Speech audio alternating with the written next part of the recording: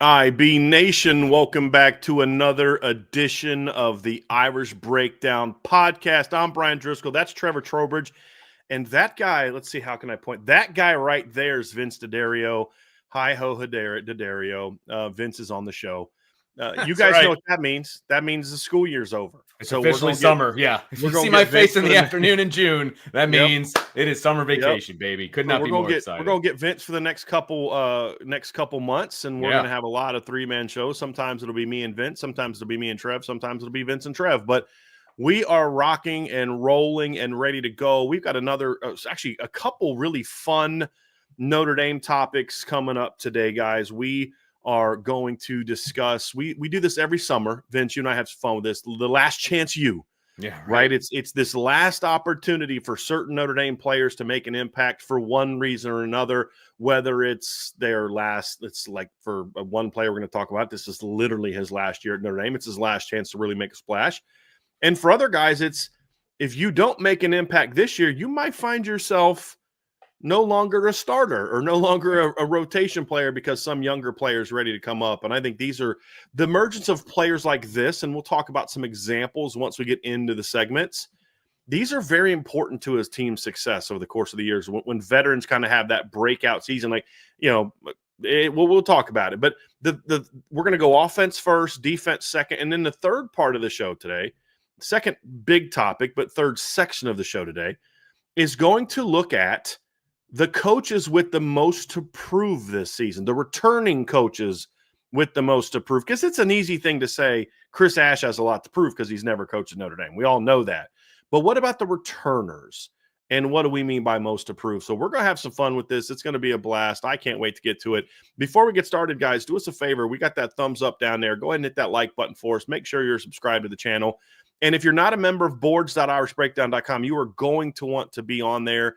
I put up a big intel piece this morning about all the official visitors coming up this weekend, where things stand coming into the visit, what I think Notre Dame can accomplish with a good visit this weekend, and for a couple guys, some dropping some hints about how I feel about Notre Dame's chances. You guys know me. I'm not going to take a kid's moment if a guy's going to commit this weekend, or if I think they're going to get a kid. I'm not just going to come out and say it directly.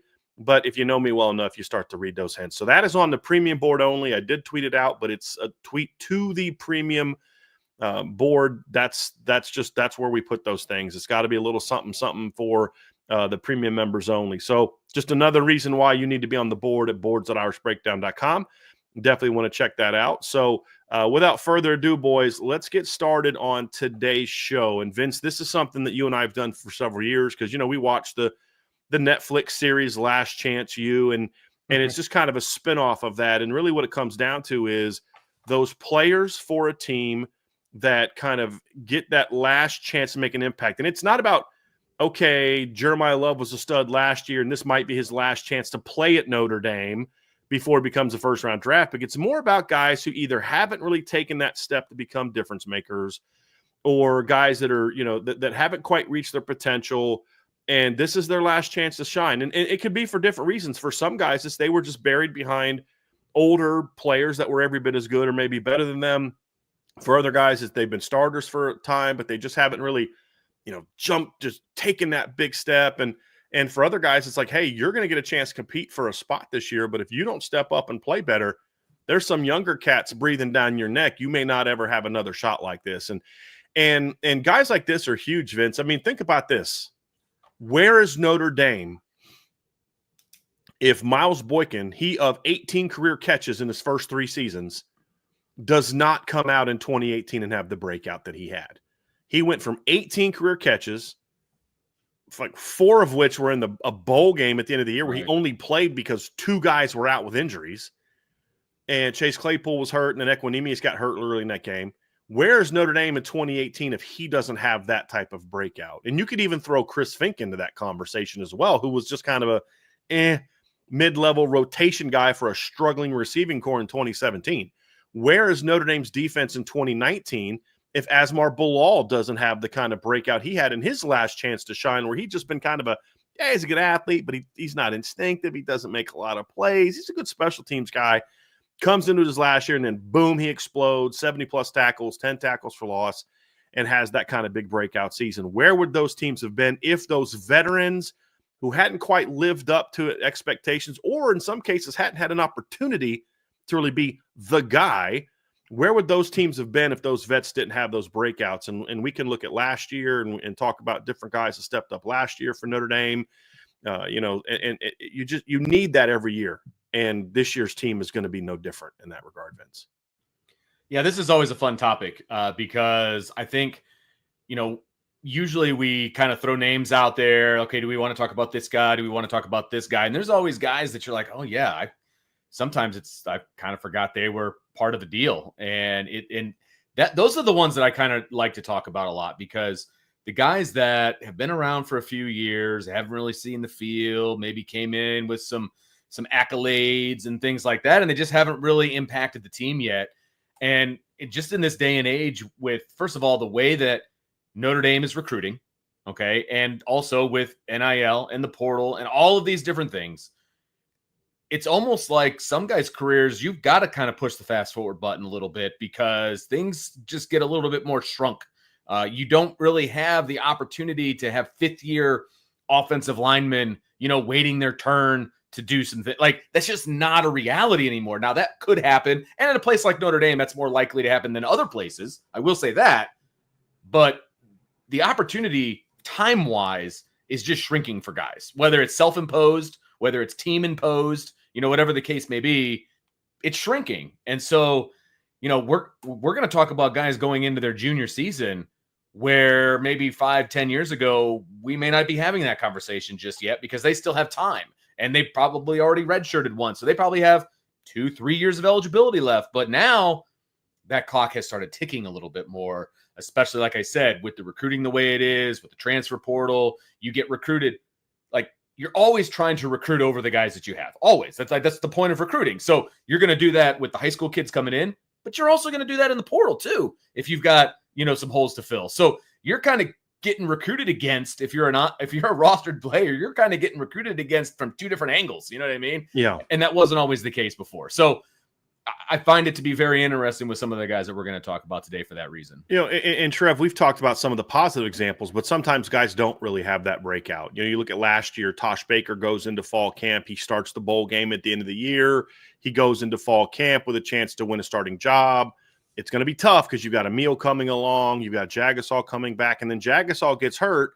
You'd think that's a golden opportunity for Tosh, and then he gets beat out by a freshman. So it's not always a positive for these last chance you guys, but the more of these guys that step up, and it's a different expectation for each of the players we're going to go with, but the more of these guys to step up, the better this Notre Dame football team is going to be. Yes, they're young, and it's great to have young talent, but at some point in time, you're going to really need your veterans to step up and be difference makers for you. Well, to your point about this being such a young team, that's what makes this topic so interesting, is because there's been a lot of conversation amongst us three, other outlets, really on the premium message boards, a lot of talk about how young this team is and how far can, the 23 class and the 24 class take this team. Can it make another deep playoff run? But a lot of that's going to be surrounded around the guys where it's like, okay, this is it. This is your moment to come out and shine.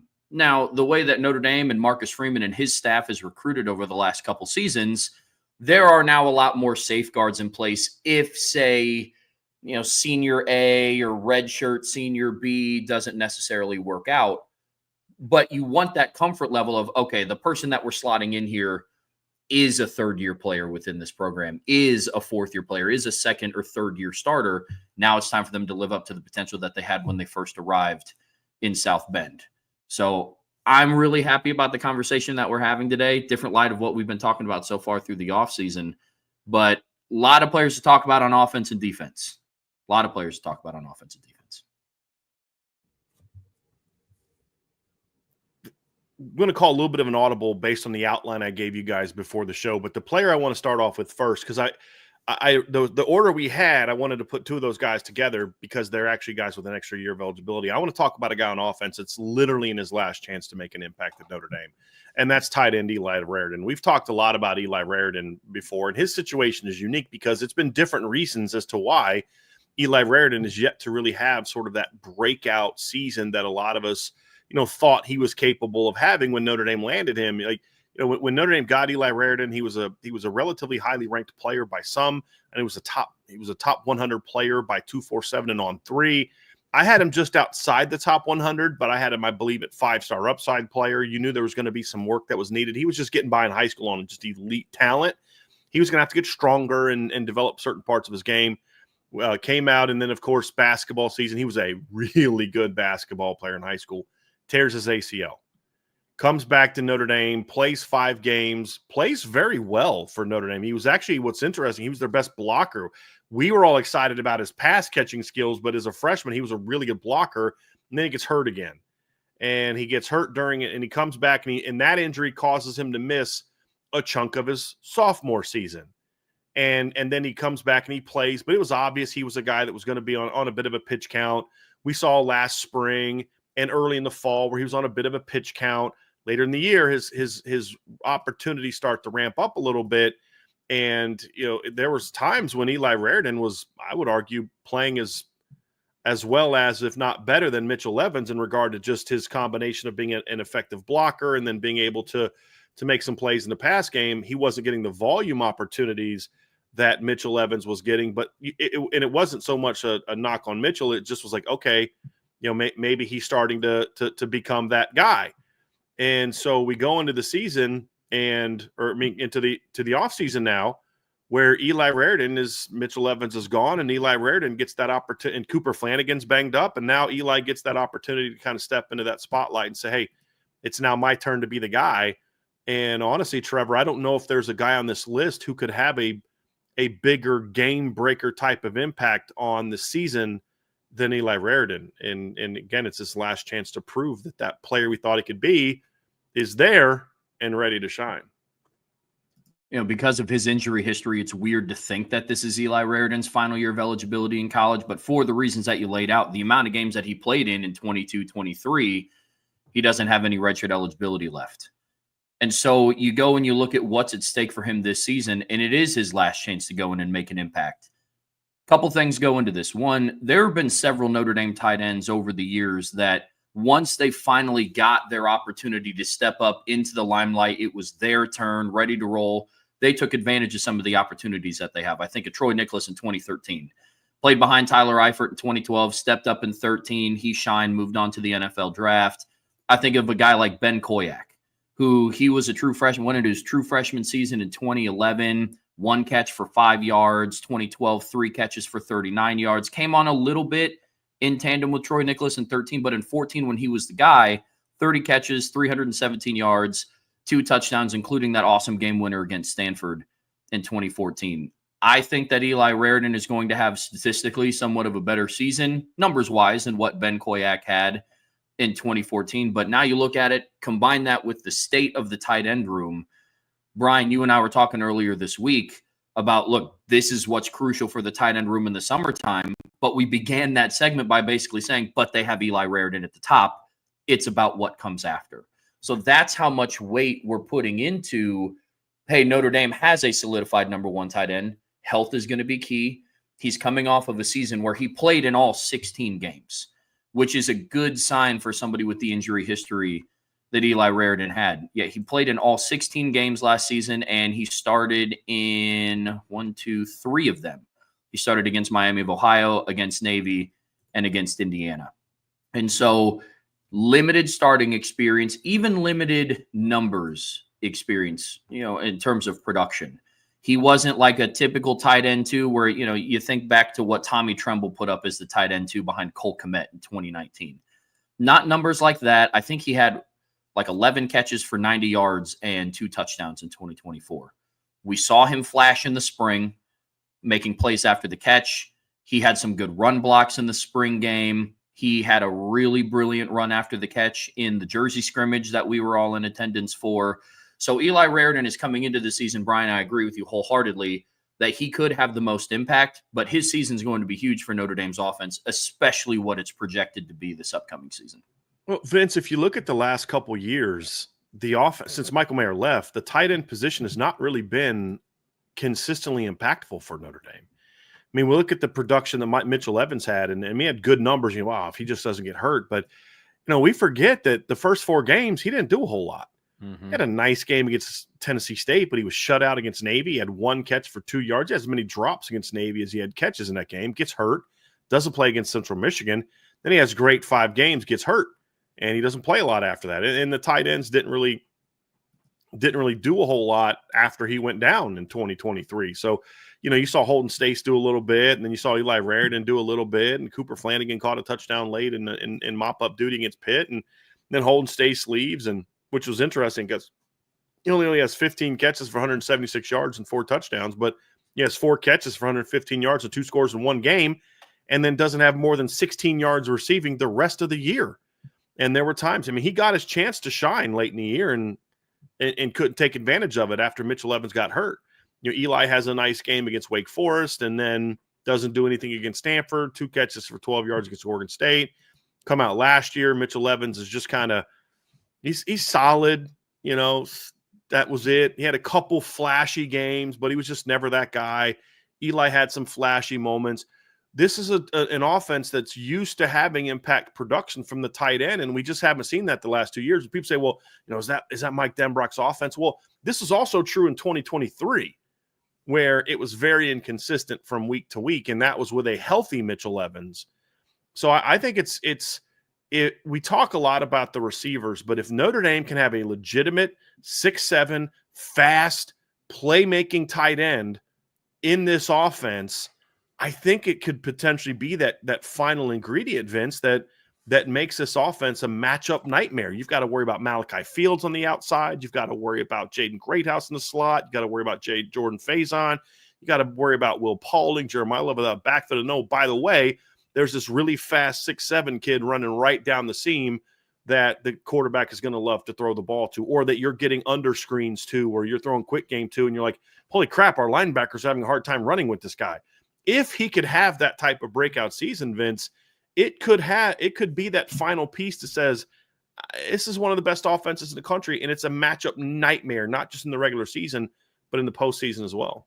So a couple points I want to make. Number one, I don't think we have seen a Mike Denbrock offense, at least in the last few years, where he has had to his availability, tight end play. And here's what I mean by that. When he was at LSU his last year, the tight end, I think I had 1 tight end, didn't use him very much. And then when he came to Notre Dame, he had Riley Leonard as his quarterback, and we know some of those limitations there, right? This is the first year, I think, that we're actually going to be able to see what Mike Denbrock's offense can do, not only with the tight end, but also spreading the ball around and doing some different things. Because, look, remember in the blue gold game, and everybody had a chance to watch it, if I'm not mistaken, most, if not all, of the downfield passes were to tight ends, if I'm not mistaken.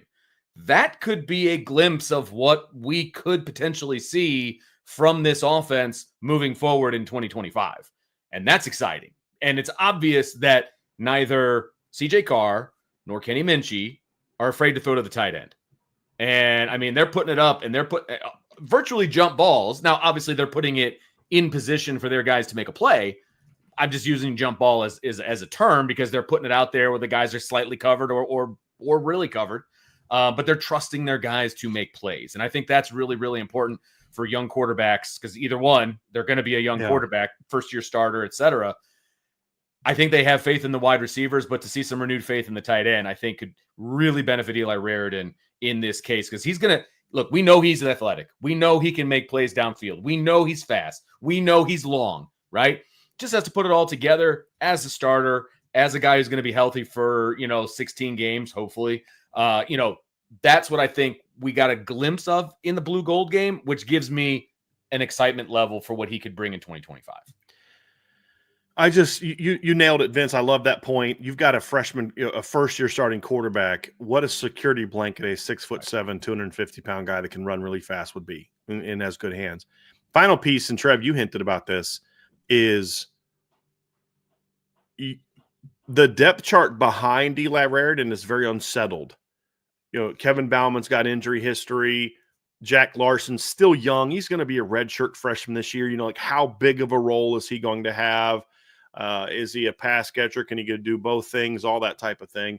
And then you've got Ty Washington, who has had some issues in his career, injuries, was let go from the team last year, and there's a lot of different aspects to to kind of what he can do at Notre Dame. Cooper Flanagan, when's he going to be back from injury? And then, of course, James Flanagan. So there's some talent there, but a lot of question marks. And can you come out and have a guy like Eli Raridan not only play, but play a whole season and be healthy a whole season, be productive a whole season? And that's something you look at and say they're going to need that, number one, for the quarterback, like you mentioned, Vince, for the overall impact on the offense, like I brought up. But like for Trevor's point about the depth, there's a lot of different reasons why Eli Raridan kind of having that final impactful season is huge. And then also for him personally, guys, this is his last chance to say, hey, I'm going to look. Eli Raridan, if he gets invited to the combine, I think is going to put on a show. Yeah. And if he doesn't get invited to the combine, he's going to put on a show at the pro day. He's going to jump high. He's going to run pretty fast. Athletic, he's going to have but if the production's not there, it's going to limit what kind of NFL draft pick you can be. Also, a second straight 14 to 16 game season would answer a lot of those injury questions. So that production there, answering the injury questions is there, because these injuries aren't things that are necessarily like huge red flags for NFL teams, ACS, unless there's like a degenerative problem we don't know about. Sure. But just having a torn ACL isn't the kind of red flag medical concern for players now as it was 20 years ago. It used to be a much bigger deal where if you tore your ACL in college, like that's a giant red flag. Career's over. I mean, you're just never going to be the same athlete. Well, it's different now.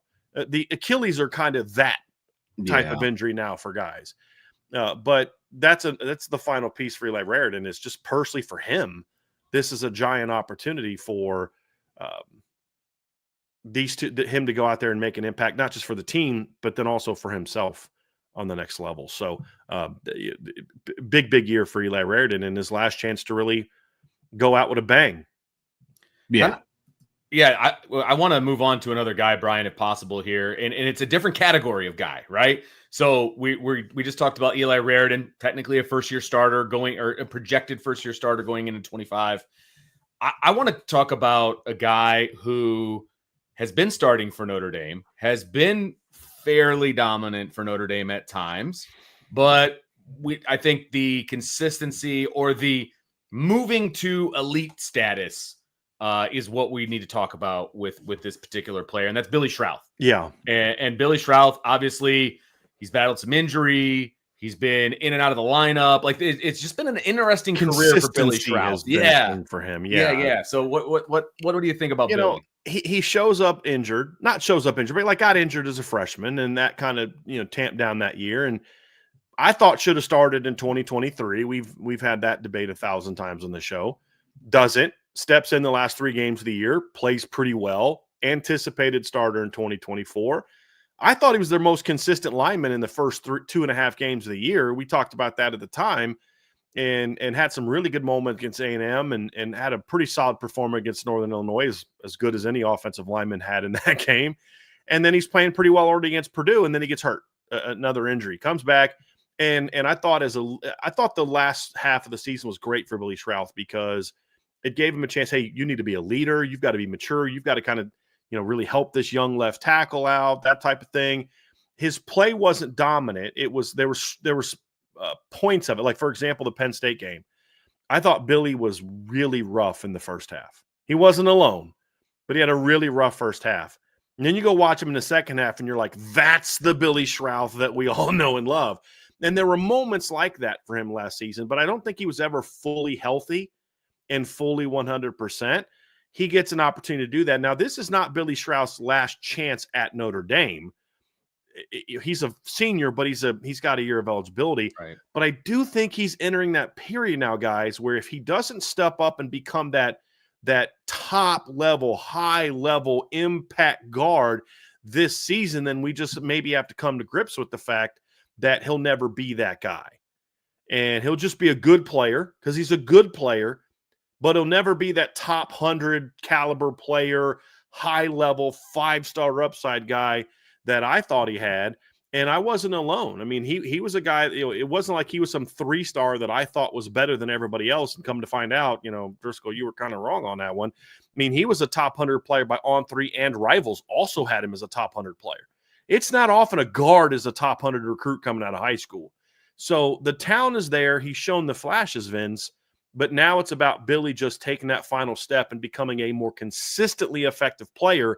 And that's the thing for me. I don't know what you think about this, Trevor, but I want to see consistency from Billy first and foremost, because you'll get the Quentin Nelsons and the Orlando Pace was a guy like that.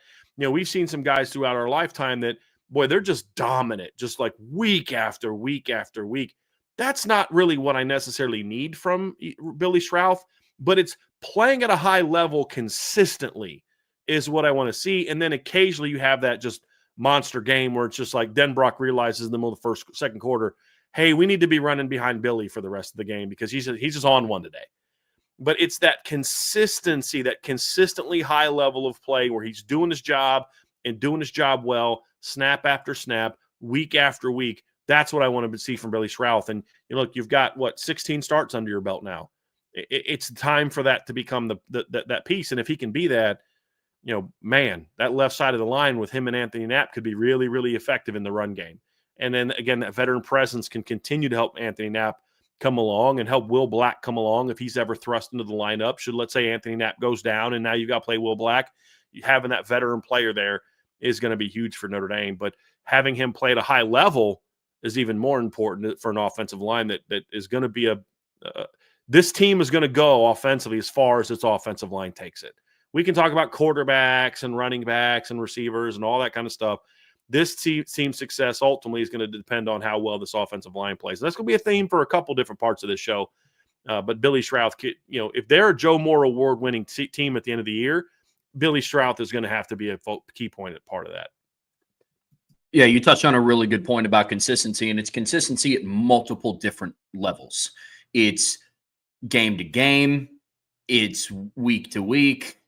It's drive to drive. It's quarter to quarter sometimes with Billy Schrauth. There are moments very similar to how we talk about Anthony Knapp in the run game.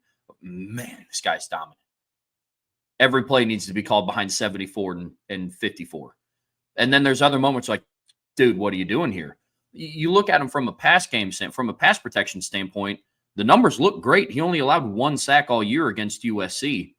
He only allowed 3 total pressures the entire postseason, according to Pro Football Focus, which is really, really impressive. But then you go back and you look at how his run game performance was in the postseason. There was a dip. In the postseason, Billy Schrauth graded out, again, according to Pro Football Focus, at some of his lower grades throughout the season. And it was reflective based on the rushing output that Notre Dame had in the postseason as well. And so if he can just live here and not so much at, riding the wave of this week I'm great, this drive I'm great, this quarter I'm great, find the in-between and start being that more consistent player. Yeah, couldn't agree more. Could not agree more about the offensive line. You know me, I like to put stats on things, and I have something that I'm going to put on the board, and I'm actually going to just kind of bring it up now and give you guys an example, Trev, and it speaks to how steady Billy was last year in the pass game. And let me just pull this up real quick, get this over here. But, I like comparisons, right? How does a guy stack up? And what's interesting about Billy last year is even though he missed a chunk of the season because they played 16 games, he was able to actually play a lot of snaps last season. So when you look at how his numbers kind of stack up against some of the other, like better guards that Notre Dame has had in recent seasons, you look at where Billy was last year, his overall grade was not great, which speaks to your point, Trev. His run blocking was not where it should have been last season. But you look at where his pass blocking grade was last season, and it stacks up very well to where Alex Barr's was in 2017 and 2018. And you look at his number of snaps at 363 right here. It's not too many. It's only 21 snaps fewer than what Alex Barr's played in 2017. And Alex Barr's is off to an elite start in 2028, and his numbers fare quite well to where Alex was even then. You look at it towards Aaron Banks' first full year as a starter. And then look at the jump Aaron made in year 2. And of course, we see, his numbers compared to Jarrett Patterson, and you see his numbers compared to Rocco Spindler, who was the veteran guard that Notre Dame had the last 2 seasons. From a pass pro standpoint, Billy Schrauth was really good last season. And now it's just going to be about, okay, can he take his game to that next level to where he's able to do that consistently? Because even within those numbers, I still don't think he was effective, because there were games, Trev, where I thought Billy was not as good, but he was just so much better than the guy he was going against that it kind of masked a little bit that his footwork was a little bit choppy and he wasn't quite as dominant as maybe he should have been. But, at the end of the day, he performed very well. And what's funny is 8 of it, and this is the point, he had 8 pressures last year. Those came in 3 games. Yep. He had, if you look at Billy last year, he played in, what was it? It's like full games. He played in 4, 5, 6, 7, 8, 9, 10, 11, 12. Played in 12 full games last year. Did I count that right? 5, 6, 7, 8, 9, 11 games. Played in 11 full games last year.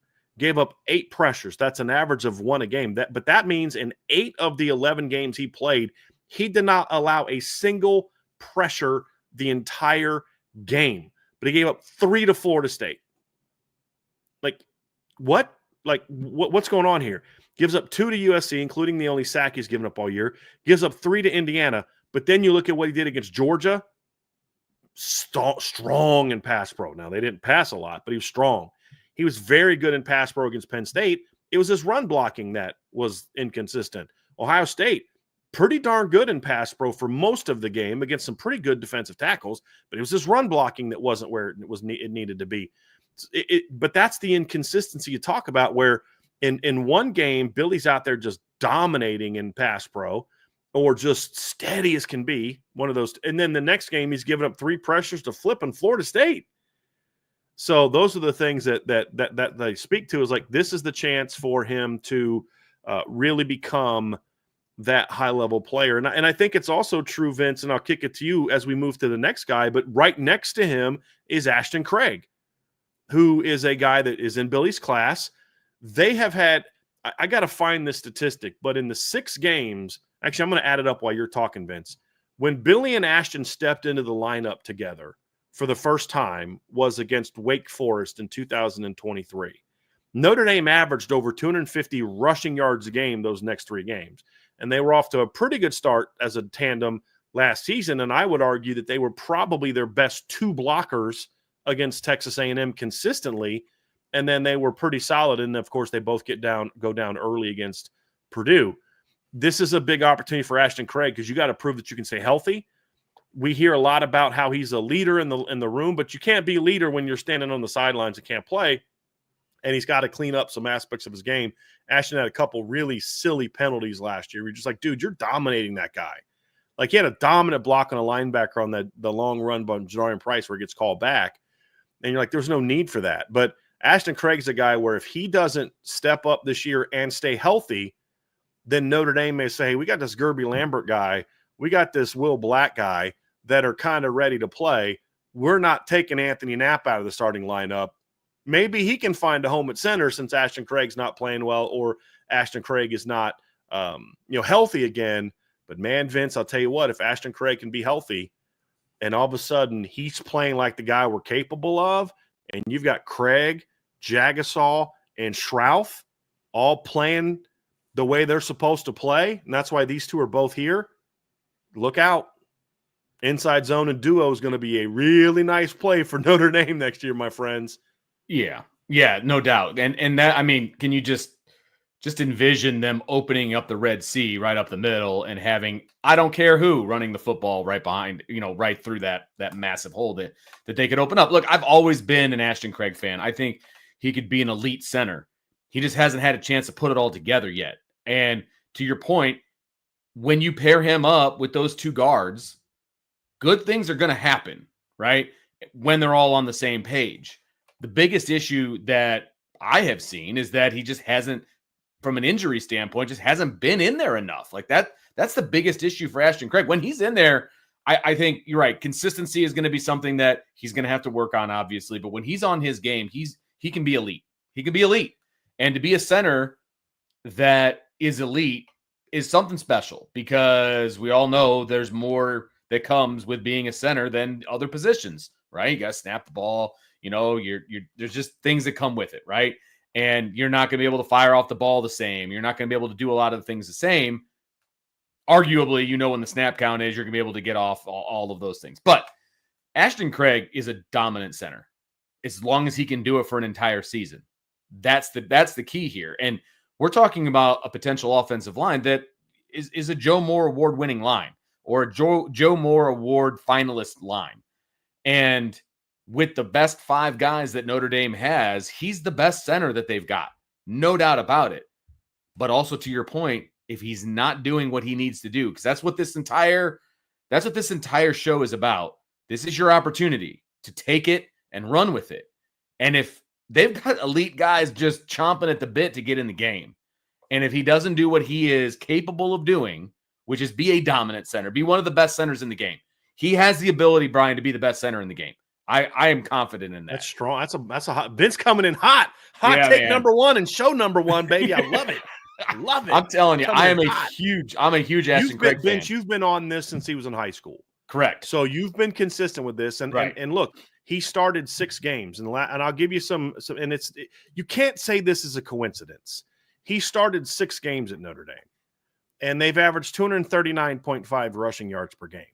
In the last 2 seasons, Notre Dame has rushed for 300 yards only twice. Actually, I'll go even further. In the last 4 years, Notre Dame has only rushed for 300 yards in 2 games. Ashton Craig started both of them. Billy Schrauth started both of it. Right. That's not a coincidence. No, it's not. Right. I mean, and to your point is when he's been healthy and on the field, correct. Been a pretty good play. I mean, his play late in 2023 is why Notre Dame said, "Hey, Zeke Correll, we love you, but yeah, you're not going to start next year." No, 100%. And that's why Zeke went to NC State and was a 3rd-team All-ACC player. Right. You say, well, did Notre Dame make a mistake? Well, they couldn't have known he was going to get hurt. They couldn't have known that. And you needed to give Zeke an opportunity to go somewhere and play, not promise him he'll come back. And I don't love how they talked to Zeke about it, but I didn't have a problem with the overall point, which is, hey, we don't think you're going to start here. And I think your best chance may be somewhere else, as opposed to saying, no, you're our guy, lead him to coming back. And then all of a sudden you start, because he's your security guard in case Ashton doesn't pan out or gets hurt. Right. I'm okay with the decision they made. I know some things about how they did it that I think was inappropriate and not respectful enough to a kid who had given you what Zeke Correll had given you, but I had no problem with the decision. You couldn't have known he got hurt, but that's how well he looked in practices leading up to the moment he was thrust in, because he actually got on the field before Billy did, because he actually stepped into the lineup against Clemson when Zeke got hurt against Clemson and played pretty well in that game. Right. And, it's just he's just got to stay on the field, man. That's exactly. Yes, 100%. Consistency and health. Those are the 2 biggest things. If he can do that, he is going to be in the conversation for one of the best centers. I firmly believe that. So very, very excited about Ashton Craig, and I really, really hope that he's healthy for the entire season. And consistent. I'll say this, Trev, and you tell me, agree. Vincent, I'll go to Trev first and Vince second, and I want to know what you guys say on this. I don't think Notre Dame can be – look, I think Notre Dame has an opportunity to win the Joe Moore Award this year. I think their line should be that good where they're at least a finalist for that award. I don't think Notre Dame can end up being a finalist for that award where they actually deserve that spot. I mean, we've seen sometimes where teams are on there and they're just because their team is pretty good or they're putting up numbers, but where they deserve to be a finalist for that award if these 2 players don't have sort of that performance where, look, if you don't do it now, it's not going to happen. And that's what we're talking about here. And I think if they don't perform to that level, I think they are ultimately the key to how good the line's going to be. I know what we're going to get from Jagasaw if he's healthy. I know what I think we're going to get from Knapp in the run game. We'll see about pass game. I think we have an idea of who Emil Wagner is. Those guys all play at a high level, but your center and left guard are still inconsistent. You're going to be inconsistent, but you're going to be pretty good, but not elite. They could be maybe a Joe Moore Award semifinalist if they're just okay, but not a finalist, not a team where the line is driving the bus all the way to the championship game. I think these two guys are that important to that success. Trev, do you agree or disagree? I couldn't agree more. You go back and you look at some of Notre Dame's dominant offensive lines in the past. I think 2017, a lot of conversation around Mike McGlinchey and Quentin Nelson, rightfully so. Sam Mustipher had a great year in 2017. It was his best season by far at Notre Dame. You go back and think of the 2015 offensive line. A lot of conversation on Ronnie Stanley at left tackle, Mike McGlinchey at right tackle. Nick Martin had a fantastic year at center. Jarrett Patterson in 2020 didn't allow a single sack in all of 2020 before he got hurt. Ashton Craig, Billy Schrauth, that duo right there is absolutely going to be home to it because there is a lot of attention going to Charles Jagasaw, going to Emil Wagner. He's gotten a lot of preseason accolades. Anthony Knapp was a true freshman All-American last season. But those two guys, Bryan, I couldn't agree more. What say you, Vince? Oh, there's no doubt about it. I think the talent level is excellent at Notre Dame right now with the top 5 guys that they want to be on the field. The best part about the entire situation, and I see guys are kind of chatting about it over in the chat, is there's guys banging at the door too if these guys don't do what they're supposed to do. And that's a good problem to have. In the show today. Right. That's why they're in the show today. Yes. It's not a breakout candidate show. It's a last chance show because if you don't perform to that level, whether it's Sullivan Absher or don't sleep on Joe Otting or it's Will Black or Gerby Lambert, who then say, hey, because Notre Dame is showing, hey, we'll move people around to get the best 5 on the field. 100%. And let's say that Ashton is, and let's say Ashton is struggling or Billy is struggling or they get hurt again. They may say, hey, listen now, we're going to go into this thing and we're going to go ahead and just say, hey, you're not getting it done. Gerby's having a great practices. He's ready to play. So we'll put him in the lineup, maybe at left tackle, and we're going to slide Anthony Knapp into your spot. Or, hey, Will Black is ready to play, man. And the only thing I don't know what's holding him back right now, except that there's not a spot. You're not getting it done or you get hurt again. Maybe they slide Anthony Knapp inside the center guard, let him focus on being a run blocker first and a pass blocker second, where I think he could be elite. And now Will Black is in there. So to the point, and people, like you said, people in the chat are talking about that, Sullivan Absher is not going to take being a backup line down. Correct. Joe Otting, they're both in Sullivan, they're going into their junior seasons. They're not just going to say, well, I'm a second teamer. It's going to be fun being a back. No, they're going to say, hey, I got to prove myself. I got to show that I'm ready to play, where if this guy, maybe I can beat this guy out, or if this guy gets hurt, or if this guy's not playing well, hey, coach, put me in. And, look, every second teamer's got to get themselves ready. I'm going to Wally Pip you if you get hurt.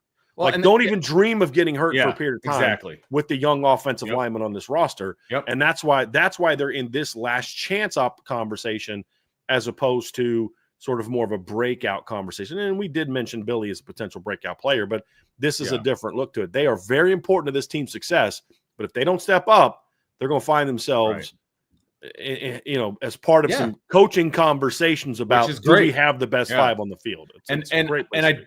I do want to reiterate, I personally do think right now with some injuries and some things that are going on, these are the best 5. In my opinion, these are the best 5 going into fall camp. We'll see if that comes to fruition by the end of fall camp. And I look, if I'm the coach, yes, this is my starting 5. This is what we're going to roll with going into camp, but no job is safe. If someone is going to outplay somebody else, no job is safe. And that's exactly what you want. You want that competition. You don't want the complacency that can come with, the guy behind me, it's not going to happen. You know what I mean? You want the iron sharpens iron, whatever cliche you want to use. I do believe this is the best 5 right now, but I'm cool if there's changes because that means somebody's knocking on the door real hard. Well, and to your point, Vince, to back that up even further, last season, it wasn't necessarily in this category, some of these guys that we're talking about, because the offensive line went into the season at Texas A&M with 6 career starts. Right. And they were all Billy and Ashton. Literally, to where now you're going into the season with 54 combined starts under your belt in the presumed starting offensive line. Big difference. Which is why now it's okay, you now have the experience. You've played in the big moments. Even Ashton Craig, who was hurt, unfortunately, has postseason experience. He started against Oregon State. Not the same as the semifinals and the Orange Bowl against Penn State, albeit, but still has postseason experience.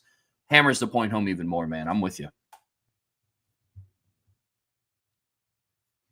He starts against Texas A&M in a crazy environment. His first game as the true starter, meaning he wasn't filling in for someone. His first 3 starts in 2023 were as a replacement for Zeke Correll. And I've said this a million times, Vince, you know this. This is true in baseball. This is true in football, 2 sports you've coached. It's different coming off the bench and starting in as a replacement for someone. It's a different level of pressure for you than it's, hey, I'm the guy. And He handled himself fine.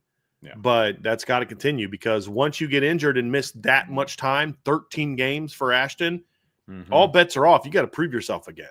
Yeah. And same thing for Billy. Look, we saw this a year ago where Rocco Spindler and Pat Coogan were starters the whole year. The year before, Zeke Correll started the year before. Your entire interior got replaced. And not replaced because they were injured, per se. Their injuries led to opportunities for other players, but I mean, Sam Pendleton just started over them. Ashton Craig started over them, talking about Rocco and Pat Coogan. Then, of course, you know, they told Zeke Correll to go somewhere else because of the performance of Ashton Craig the year before. So it certainly speaks volumes about how good this team is. And think about it. We just talked about the depth. This is a team that lost Sam Pendleton, Rocco Spindler, and Pat Coogan to the transfer portal, which apparently for ESPN is way more important than Notre Dame having Leonard Moore come back. And that's all they want to talk about as far as where Notre Dame is as a team and why they dropped in their power rankings. There's a reason. Right. There's a reason for it. And it's not just the starters. It's also the depth. And this is an incredibly deep line when you consider that who they lost, the 3 transfer guys, plus you lose Tosh Baker. Ty Chan also transfers out. It speaks volumes about how deep this offensive line is and how good it is. Let's got one more final piece on offense that I want to get to, guys. And this is a different type of situation. We've had 2 categories of sort of this last chance. It's Eli Raridan's last chance to be a star. There's no debating if he's going to be the starter. He is. Second of all, it's you look at it and say, okay, you've got Billy and Ashton, who have been good players but need to kind of take that big jump into big-time players. They need to prove they can stay healthy. They've both missed time with injuries, etc. They've got now we're in a different category, which is it's a guy that could really help this team. He's battling for attention. He's battling for opportunities. He's battling for a rotation spot. If he can step up and have a good offseason, have a good fall camp, he could really help this team out. But if he doesn't, he's going to get passed up quick. And I'm talking about KK Smith. Vince, you and I have seen it for a couple of years now. It's easy to see, and when we're at practice, it's easy to see that this kid can absolutely burn. I mean, the speed, and it's easy speed. But he struggled with a lot of things. Can't get off the line because he's not strong enough. He's got to improve as a route runner. He's got to play with more urgency in everything he does. He doesn't always use his speed the way he does. KK's in a situation where he has the kind of skill and talent to really become a difference maker for Notre Dame and give them something. They don't have a lot of at receiver, but I could also see a scenario where, you know, KK could be sort of the surprise player on offense. We're like, where'd this kid come from? Kind of like the breakout Chris Olave had at the end of his freshman year, and then as a sophomore, like underrated 3-star kid. Nobody knew about him, doesn't play much as a freshman, then has like a big game in the Big Ten. Or he actually had like 2 touchdowns against Michigan, then has a big game against, I think it was Northwestern in the Big Ten title, or has 1 catch for like a big play, then does well in the postseason, and then the next year he breaks out. And you're like, who ever heard of this guy? But he had a skill set that they really needed on that team. And KK could be sort of that breakout. Where the heck did this guy come from a national standpoint? And we're all like, well, we've been waiting on this. He could do that. But, Vince, if he doesn't step up this spring or this fall camp, then he's going to find himself getting passed up by Will Pauling, and he'll stay behind, the Jordan Faison and Jaden Greathouse. And then he's got to look over his shoulder for Cam Williams and Logan Saldate and Elijah Burris and Scrap Richardson and Micah Gilbert. So this is a big, big, big spring for KK Smith. It really is, in my opinion, guys. It's now or never for KK Smith. Do it now, or you're just not going to get that opportunity at Notre Dame. Well, and what stinks for KK is he pretty much lost his entire freshman year because of injury, right? It was a broken arm, I think, or a wrist or something along those lines. And he just did not have a chance to compete in a year where he might have been able to get on the field and maybe entrench himself into kind of maybe not the rotation, but close to it kind of a situation. Like I think that was his best opportunity to get on the field before now. And so now he's going into his junior year, which is wild and crazy to me because we just haven't seen him contribute on the field. And now he's going to be a junior. And so he's in a completely different space than these other guys because he's either going to contribute this year or we're never going to hear from him again at Notre Dame. And I don't mean to be callous when I say that. That's not the point I'm trying to make. It's that there's the emerging talent at wide receiver is real. And Notre Dame has proven they're not afraid to go to the transfer portal at wide receiver to fill some perceived holes. And so this is it, man. And he's going to have a battle ahead of him too. I want to be real clear on that. This isn't a situation, in my opinion, that is similar to like an Ashton Craig or a Billy Schrauth where they're the starter, they're returning. They've got to battle off the guys from behind them, but really it's them. They need to do what they need to do. He's kind of equal with a lot of guys who are competing to be in this rotation. And there's only so many spots, right? And it feels like there's a bunch of guys for like 2 spots. Like that's what it feels like. And, depending on how deep they want to go and, all you of can even those argue things. one, Vince. Right. Exactly. You could argue could argue it's he's because he's more, it's Faison, Greathouse, Pauling, and then who's going to be that 4th guy as part of that rotation. And yeah, right. Absolutely. So there's a lot of guys. Like we saw good things from Scrap Richardson. We saw good things from a lot of different guys in the spring, right? KK's got a battle on his hands and nothing is going to be given to him. He's going to have to earn it if he ends up getting in the rotation this year. And I fear for him that if he doesn't, he might be looking elsewhere moving forward. Yeah. Well, the summer fall camp position battle that I'm going to be keeping an eye on might not even be, well, I doubt it will be for a role in the starting lineup, but it's going to be between KK Smith and Cam Williams. We've talked about it on this show before. Those are 2 guys that possess a skill set on this roster, in this wide receiver room. They have a skill set that the other guys don't. They can flat out fly. The thing that Cam Williams has already just naturally on KK, this isn't his fault. This isn't due to injury history or anything. Cam Williams is just bigger. He's 6'2". He's already over 200 pounds. KK Smith, he's 5'11", $175.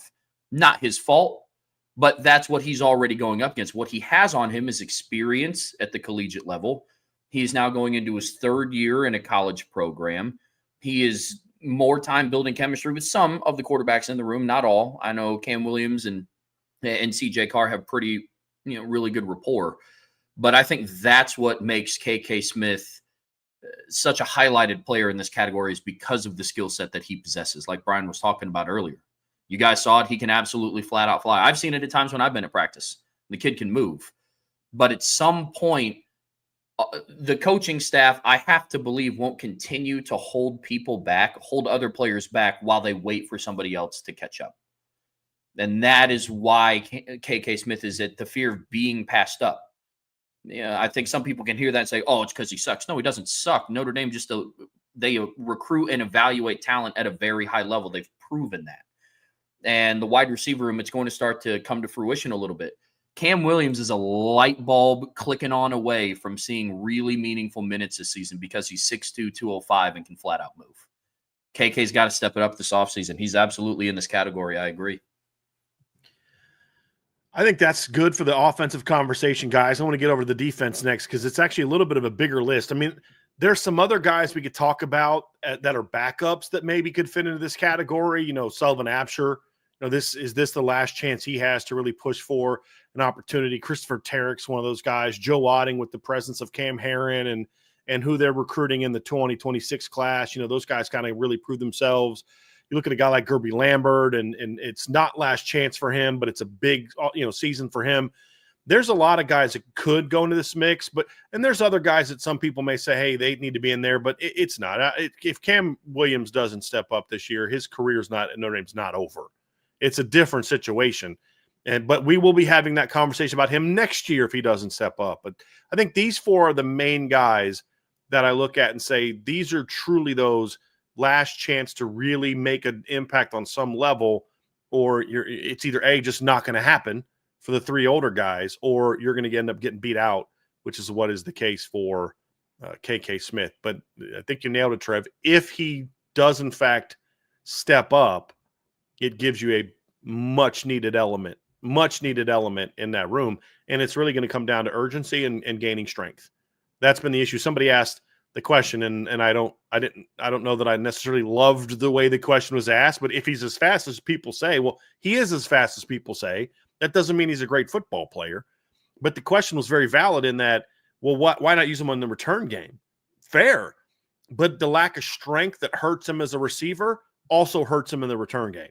You've got to be stronger than that to be a difference maker in the return game, in my opinion. So that's a very valid question. Like, this guy's a burner, like everybody says. Why isn't he able to do this here? The same thing that keeps him from doing that is what so far, in my opinion, has kept him from really breaking out as a receiver, which is just that lack of playing strength.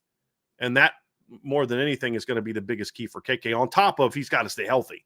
And that was also something that hurt him last year. But those two things kind of go together a little bit, which is why we haven't seen that from KK. So we're going to move on to the defense next, folks. But before we do us a solid, hit that like button, hit the subscribe button, hit the notification bell, share this podcast, sign up for the message board at boards.irishbreakdown.com. Had a big intel drop about the visitors that are coming on campus this weekend. You are definitely going to want to check that out for sure. Win a rundown on the entire group of uncommitted visitors who are going to be here on Saturday. And what's at stake for Notre Dame this weekend. And it's a huge weekend. The class can't be as good as they want it to be unless they knock it out of the park this weekend. That's how big it is. You're going to want to check that out. And it's for premium members only. You can find it at boards.irishbreakdown.com. Tristan Shoup signed up for the message board yesterday. He finally took that plunge. And so I hope he's excited and liking it. Pretty good first day, full day for him. He gets that intel. Definitely want to check that out. Can only be found at boards.irishbreakdown.com. Let's talk about the defense, fellas, because this is a much different kind of conversation. There's a lot more veteran players that we could talk about here in this conversation. But I think this side of the ball, even more so than on offense, your success hinges on the players we're going to talk about today. And there are some veteran players at Notre Dame that have opportunities to be really big difference makers for Notre Dame and haven't been so far for different reasons for each guy. But if this group of veterans that we're going to talk about today can step up and really take their games to that next level, then I think this football team is really going to be dangerous. And a lot of the conversation is going to be focused on the front seven. And I'm going to call an audible a little bit here as well, guys, but I'm going to start off inside. I want to go inside and talk about guys who literally have their last chance to make an impact at Notre Dame. And that's Gabriel Rubio and Jaylen Onier. And I think they kind of go together. The reasons they haven't really been difference makers are for different reasons. Part of it is for both of them is health. Gabriel's had a tough time being healthy for entire seasons. Even he's a big, strong kid. He hasn't been a guy. He's been a very steady, stout stuffer, but not a playmaker for the most part.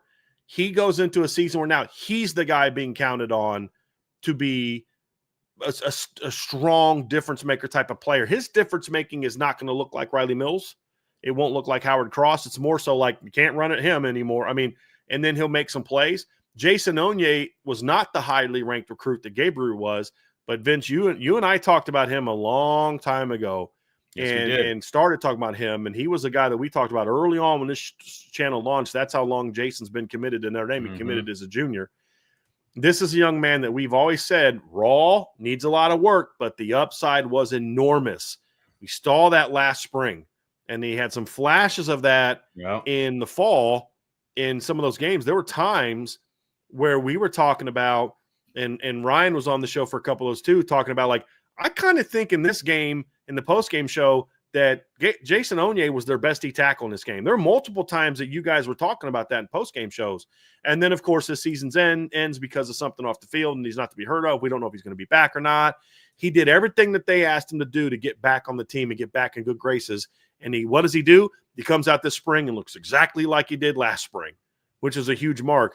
And he did it as a bigger dude, too. Like with like 10-plus pounds. He looked visibly bigger, doing the same athletic things that he was doing last spring, but in a bigger body. Like the 47 looks weird on him at this Yes. point. Like, you know what I mean? Well, like it's kind of hard to describe.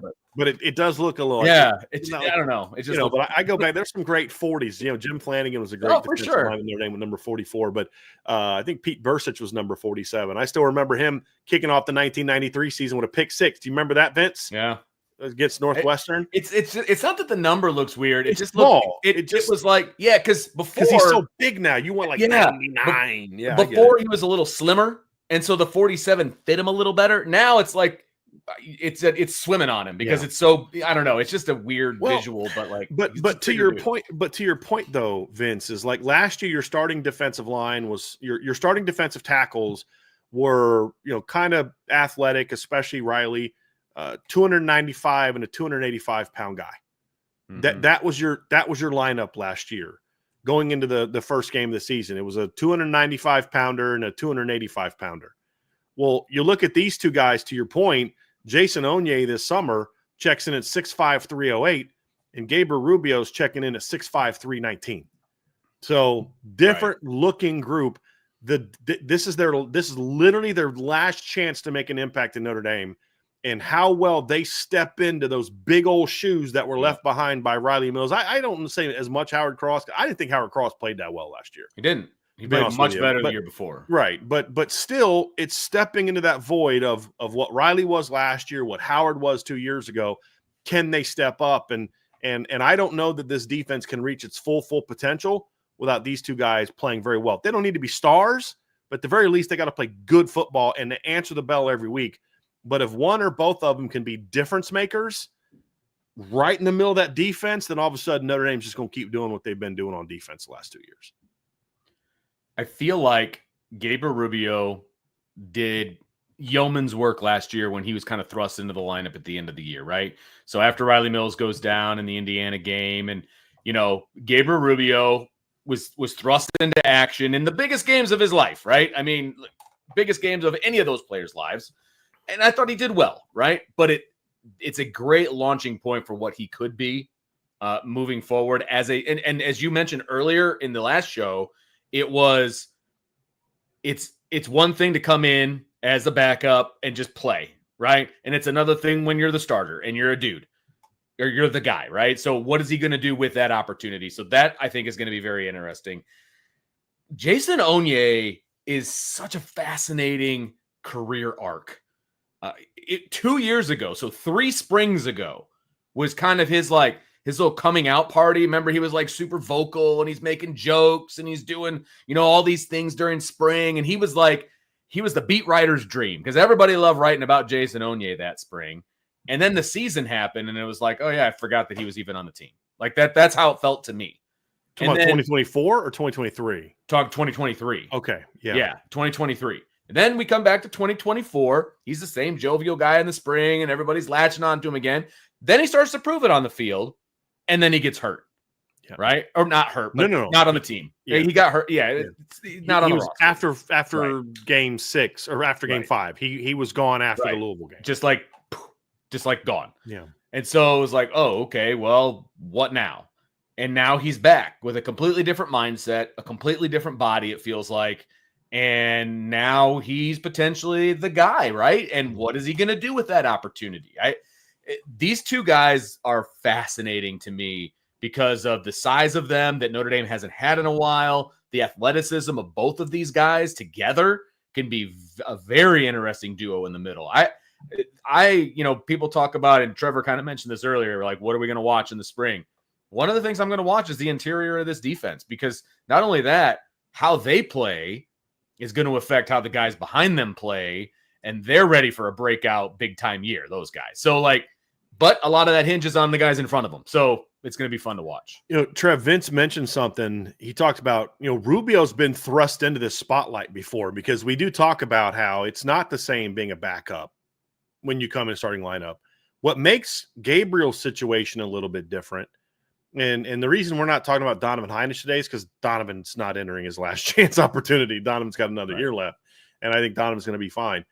But being thrust into that lineup against Georgia, Penn State, and Ohio State is a whole different type of pressure than your typical backup who's got to step in the middle of the season in this first start against Navy. And I thought Gabriel handled that relatively well. Yeah. But the consistency part, Trev, is going to be the key. I think of a back-to-back plays, and I think it was against Georgia. And this is exactly who Gabriel Rubio has been and who he needs to stop being. In the first play, Georgia just blows him off the ball, like 5 yards off the ball. And you're like, how does a guy that big and strong get blown off the ball? The next play, he bench presses the Georgia guard with his left hand. I think it was his left hand, and reaches out and grabs the running back with his right hand and yanks him down for a big play. And you're thinking, how does the dude who did that do what he did on the play before? That's going to be the big thing for Gabriel, is fewer of those plays like the first play and more of the plays like the second play. Because if I put the top 15 or so plays or 20 plays from Gabriel Rubio's career and just play that highlight clip, y'all be like, dude, he's living up to his top 100 ranking. But then if I put his 25 worst plays, you're like, why is that guy on the field? And that's the question that Gabriel has to answer this season. And I think he's capable of being that guy more consistently. And I think part of the issue for him is because he wasn't on the field consistently, that now you're thrust into this role where you've got to play more snaps than maybe you have before. You can understand why consistency hasn't been there. Now it's time for Gabriel to say, okay, now's my time to shine. Now's my time to be a leader of this team. Now's my time to really show that I can be a difference maker. I am that guy against the run, but also a little bit more against the pass. He gave you almost nothing against the pass last year. He was actually a pretty decent pass rusher the 2 previous years. That was at times what he did best. Last year he was pretty much a pure stout run player. Can he bring those together in his final season? Trev, if Gabriel Rubio has the kind of break, if he can be that guy that we talked about on a more consistent basis, he could be a difference maker. But to Trev's point, it's a very different type of difference maker. Notre Dame hasn't had a guy like this in a long time. Jerry Tillery was a very different player than what Gabriel Rubio is. He was more like Riley Mills, pass rusher and all that. They haven't had a 320-pound physical, or it doesn't have to be 320, but just a really stout, physical, dominant guy that you just can't move off the ball and is going to whoop you. They haven't had a guy like that in a long time. And if you put that in the middle of this Notre Dame defense, Drake Bowen's going to be buying Gabriel Rubio and Jaylen Onier some really nice Christmas presents if those kids can step up and be that and just be that consistently. That's the thing, is their highlight reel at Notre Dame is impressive. But it's just the fact that we don't get that enough that's been almost kind of frustrating. It's like you give me a piece of this really super tasty cake and then you take it away from me and I can't have it anymore. I'm not going to be happy about that. You know what I mean? I want to have all of it, and that's what Notre Dame fans, I think, are waiting for from these two young men. The good news is, Trev, I think they're both capable of it. Well, that could not agree more. The thing that makes me comfortable about this entire conversation is we're not asking anybody to do anything that's beyond their realm of physical capabilities. When you think of an interior run stuffer like Gabe Rubio, you think of 6'5", over 300 pounds, somebody that can just eat up space. I mean, look, you watched him single-handedly bench press Tate Ratledge with one hand and then bring down Trevor Etienne with the other. So it's not like this is something we haven't seen them do before, but these are absolute. I mean, there's one play in the Jersey scrimmage, albeit the offensive lineman he was going up against, like, got his ankle rolled up on, like, earlier that practice. But there is a play that Jaylen Onier had in the Jersey scrimmage that really, really stuck out to me. Vince and I were both watching it. I remember he turned to me and he's like, "Was that?" I was like, "Yeah, sure was." It was crazy. But consistency is going to be the name of the game for both of these guys in every sense of the word. Consistently being in the lineup, consistently being around the team for different reasons. You took some time away from the program. Each player did, to get their mind right in whatever way they had to. Gabe Rubio wasn't around the team last spring. And then he came back and then unfortunately got hurt in fall camp and then wasn't able to make his return until the Stanford game. Jaylen Onier was around in the spring, summer, fall camp, poised for a breakout season, was referred to highly as one of their better, if not their best, interior defensive linemen for the first couple games of the season. And then he had to step away from the team and get some things fixed. Now they're both back. But then you go and you look at what their track record has been. Gabe Rubio hasn't played a 12-game season at Notre Dame since 2022. Jaylen Onier did it in 2023. He played in 12 games. But then the follow-up after that left some a little bit, wanting a little bit more. So this year is going to be huge for both of them. But if they can play consistently, I'm I'm not sitting here screaming from the rooftops, pounding my fists on the table saying that every single run play, Gabe Rubio has to bench press a guard, an SEC guard single-handedly and bring down the running back with the other. But he also can't have the plays where he gets blown 3 yards off the ball. It's just do your job and then flash the hot plays. Do your job, do your job, do your job, do your job, dominate. Do your job, do your job, do your job, dominate. That's it's not do your job, get dominated, dominate. I'd rather you go do your job, do your job, do your job than that high low. Absolutely. Especially when you think of the kind of linebackers that Notre Dame has on this football team. So I think those are things you look at and I say, hey, look, that's just kind of what I want to see on a more consistent basis from this group. But you talk about, what was it? Say they averaged 290 pounds last year, and this group, based on what they were in the spring, averages 313 and a half pounds. That could be a factor, especially the way that I think Chris Ash wants to play. I think the foot injury is something we got to keep in mind with Gabriel Rubio as well. Agreed. He is a 320-pound guy who had a foot injury in fall camp. You wonder why didn't Gabriel show the same pass rushing ability? And he's never going to, he's not going to be Riley Mills and Jerry Tillery as a pass rusher. That's not the point, but he can be a 3 to 4 sack guy and give you, 12 to 15 pressures if he's a full-time guy as a 320-pound guy, and maybe more than that. But you can't look at the fact that he was 315, I think, last year, having a foot injury and then wonder, gee, where does burst go? Well, that's where it went. But now it's up to Gabriel to kind of show that on a more consistent basis. And with Jason, I'll still never forget the play. It was the last spring, Vince. Remember the blue gold game where it was Billy Schrauth and Joe Otting were blocking him, and he just basically throws them both to the side and goes right to the quarterback. You're like, okay, this guy's gonna be good. Now it's their last chance to show that. I have another player that I think is entering a sort of a last chance opportunity. It's not his last chance at Notre Dame, but another guy that this could be your last chance to really become a difference maker at Notre Dame, and that's Josh Burnham. And Josh was a very important player for Notre Dame last year, and he will be a very important player for Notre Dame the next 2 years. But there's two types of important. One is I'm important because I'm a dude, and the other guy's important because you're a really key role player. And that's the zone Josh Burnham's entering, because as a run defender last year, he was pretty good.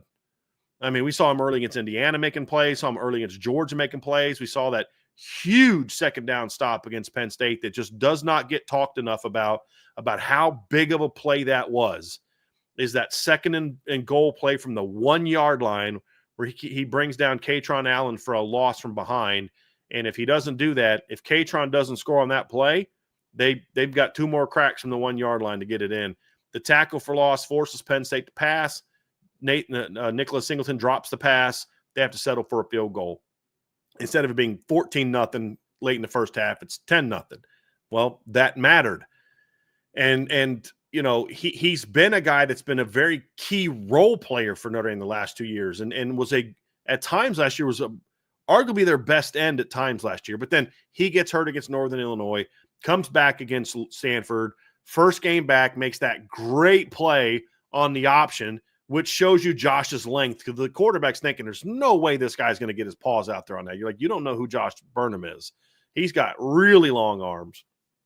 And I remember Ryan and I were sitting there at the Syracuse game, and Vince, we told you about this in the postgame show, and we're just watching him go through pregame. You're like, dude, that guy's a freaky looking athlete. Like he's got some twitch. He's got really long arms. Yeah. The thing about Josh, however, is Josh is a former quarterback and middle linebacker that's still learning the position.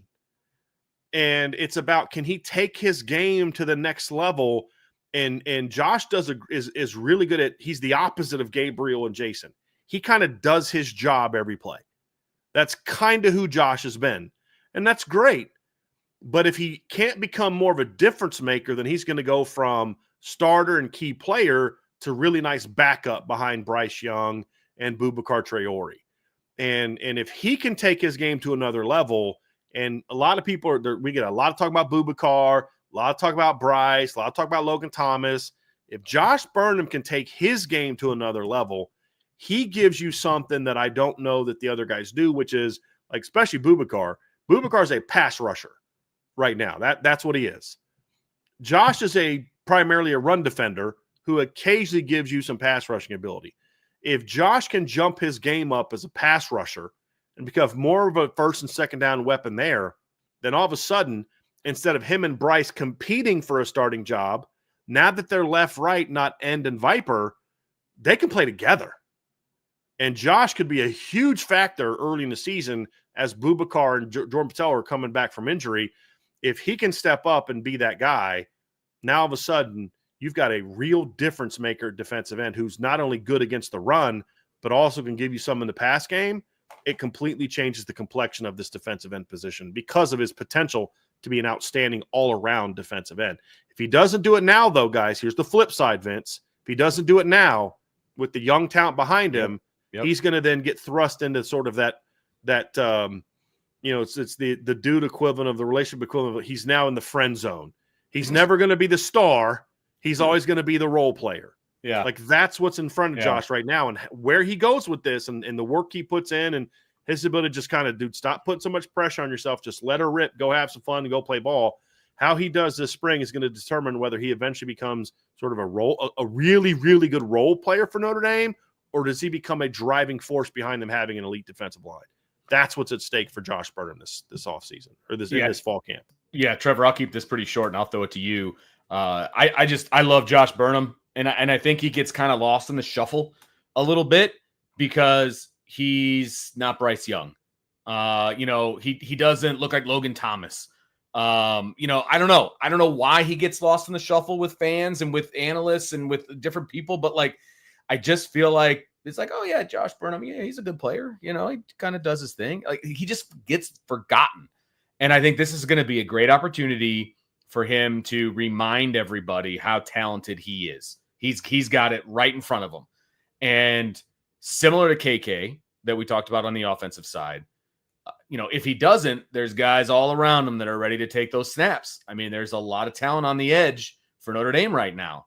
And I think Josh Burnham can be the guy who's out there the majority of the snaps and doing all those things. He is that talented, but he's going to have to do it, and he's going to have to be consistent with it. I think he can. We'll see what happens, Trevor. Yeah, I think some of the reason he gets overlooked is because none of the things he does on the field to just like a casual watcher or to somebody that just likes to tune into games, nothing that he does is like overly sexy outside of what he did against Stanford. That was nuts. Right. The where he essentially intercepted an option pitch. But his biggest play of the season did come against Penn State. To somebody who just kind of sits down and clicks on the TV, he's like, all right, let's see what Notre Dame's doing this week. That's not oh my goodness, did you see Josh Burnham? That's a good play.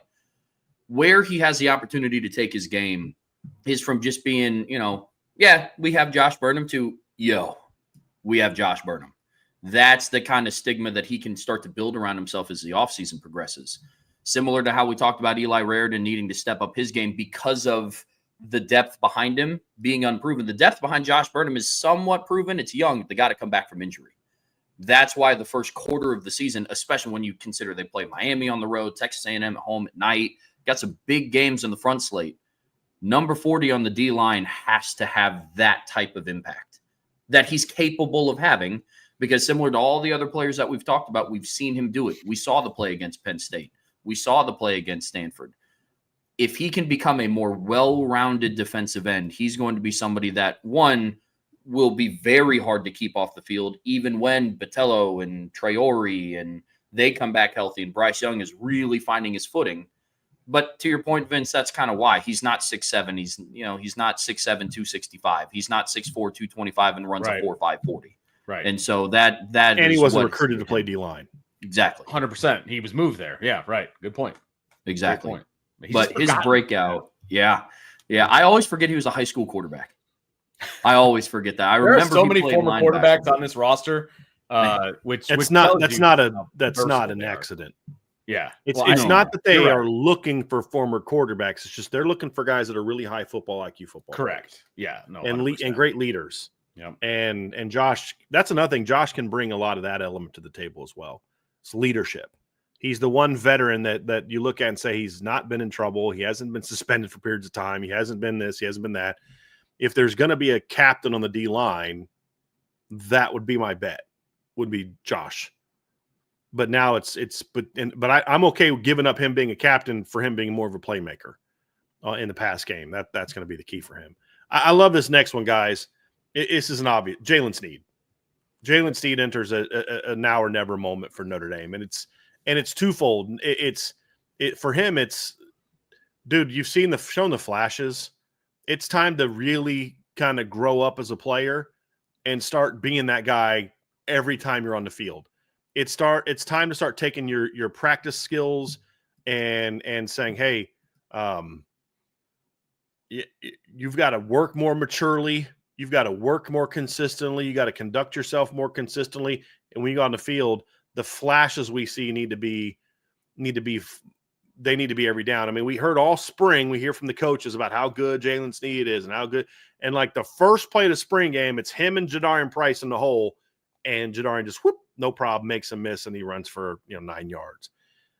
If you don't step up your game, you're just going to get stuck in that niche player role, and you're going to get passed up real quick by Jaden Osbury and Kingston Villamasa. And it's not a outside the realm of possibility that the linebacker rotation on first and second down this year is more of a 3-man rotation than it is a 4-man rotation, or it could be a 4-man rotation that Jaylen Sneed's not part of.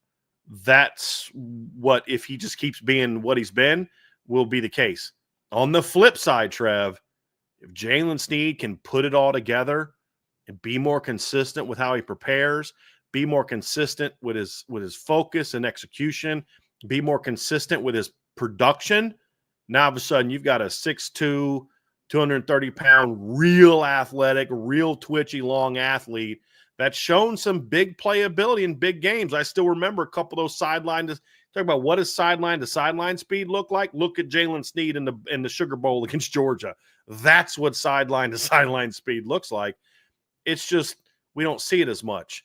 But if he can become that guy consistently, Trevor, Jaylen Sneed could have a huge impact on this defense, not just as a situational pass rusher, but even more so as an off-ball linebacker. That's the production that I want to see from him this year. The situation that Jaylen Sneed is in, I would argue, is unlike any other person's situation on this list, because the people behind him nipping at his heels have played. Like, they're ready to go now. Kingston, Jaden Osbury. We've talked about it before. The second that light bulb comes on for Madden for Amo, because then you have another long, rangy, twitchy, sideline-to-sideline kid. Preston Zinner, Bodie Cahoon, Teddy Rizak. But specifically around KVA and Jaden Osbury, those guys are good to go now. That's why he has to step his game up, because unlike the other positions, we're talking about KK Smith. Well, once that light bulb goes on for Cam Williams, and same thing with Eli Raridan in the tight end room. James Flanagan's a true freshman, and Jack Larson's a redshirt freshman. Gabe Rubio and Jason Onier kind of in that light because of Donnie Heinisch and because of Jared Dawson, other players like that. But Jaylen Sneed specifically is in a position where if he doesn't take that next step in fall camp and honestly this summer to really elevate his game and become an every down linebacker, not just hey, we got this kid that can rush off the edge and he's really fast. Remember, because he was a 5-star recruit. Okay, we are getting further and further away from that. And if I'm gonna hold consistent on some players in the transfer portal being rated as high because of their recruiting rankings, the same has to be true for the players that are still on Notre Dame's roster. He's taking the necessary steps to get there. He put on more weight to be able to obstruct blocks at a more effective level. Still working on it from a fundamental standpoint. You have to still work on your timing, your angles that you come in and approach and attack blockers. But now it's time to put it all together, because if you don't, you have Jaden Osbury, who was 5th on the team in tackles last year and started 1 game behind you. You have Kingston Villamasa, who's 6'3", 235, 240 pounds, that played, 80 less snaps than you did and missed 2 games. And so you start to paint the picture of what this looks like for him. If not now, then when? Because I think the coaching staff will start to have some decisions to make if not. For some of these other players, like if they don't, then they just kind of become a good role player, like what we talked about for Billy Schrauth. Like, he's a good offensive, not that elite level guy. He's going to start all season long, barring injury. He'll just be, solid. Jaylen Sneed, if he doesn't take that next step, is like, okay, well, we'll just plug in Kingston. Okay, we'll just plug in Jaden Osbury. And so that is what's at stake for him. He has all the physical tools in the world to do it. but it's time to be that consistent practice player, that consistent in-game player, to where once the football IQ starts to match the physical traits, dude, he's going to be a nasty linebacker. But that point has to happen from now until August 31st. And if that light bulb clicks, he's going to be really good. I feel like we've been talking about Jaylen Sneed forever too. You know what I mean? He falls into a similar category to Jason Onier in that it feels like we've been talking about number 3 at Notre Dame for a really, really long time. And I just don't know what to expect. I second everything that Trevor said, and I've second everything that Bryan said about who this kid is and who he could be and all of these different things. And all of it's true. All of it is true. I would have hoped that he would have done it by now, right? And that's why he's on this list, right? This is his last chance. This is his last opportunity. I ask myself, what's best for Notre Dame too, right? Is what's best for Notre Dame for him to be kind of that third down linebacker and just go, see ball, get ball, like sideline to sideline speed, all of those different things, and being a very successful part of this defense in that niche role? Like, is that who Jaylen Sneed is to this Notre Dame team, right? There is so much talent, to your guys' point, in that linebacker room. It's going to be really hard, in my opinion, for Jaylen Sneed to surpass these other guys to get into that rotation on first and second down. I think it's going to be hard. He's got the ability. I think he'll start fall camp as the number 1 will. Okay. Just because of he's the veteran. That's what we saw in the spring. They do that all the time. Yes, agreed. So it's more so about, I think your sentiment is correct. I'm slightly nitpicking with what you said, simply because it's more so for him. It's about holding off. Yeah. And those guys are right here, man. So the sentiment's the same. It's more about holding off. I think first practice of spring for fall camp will be there. It's an open practice.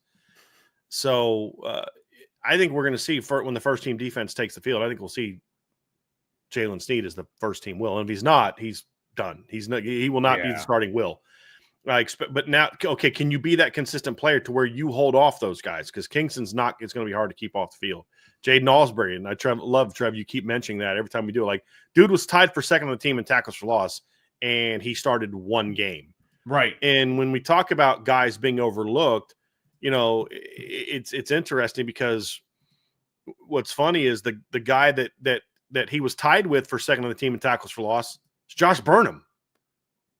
Who would have guessed that? Like that's the thing. It's like not many people would have guessed that. He was number 2, and he missed what? He missed the end of the Northern Illinois game. He missed the Purdue game. He missed the Miami of Ohio game. He missed the Louisville game. Josh Burnham didn't come back until the Stanford game. This was his first game back, and he's still tied for second on the team in tackles for loss. But we don't talk about him. We talk about Boubacar and Bryce Young and Logan Thomas and all these other guys, and we talk about Jaylen Sneed. Oh, how impactful Jaylen Sneed could be. Well, they need Jaylen to finally live up to the hype, and it's a big offseason for him. He's going to have to put in the work, and we're coming. It sounds like we're being real critical of him, and to a degree we kind of are, but it's more so about because we know the talent he has. That's why it's like, there's a biblical teaching of, and I don't have the exact phrase, but it's basically of from those who much is given, much is expected.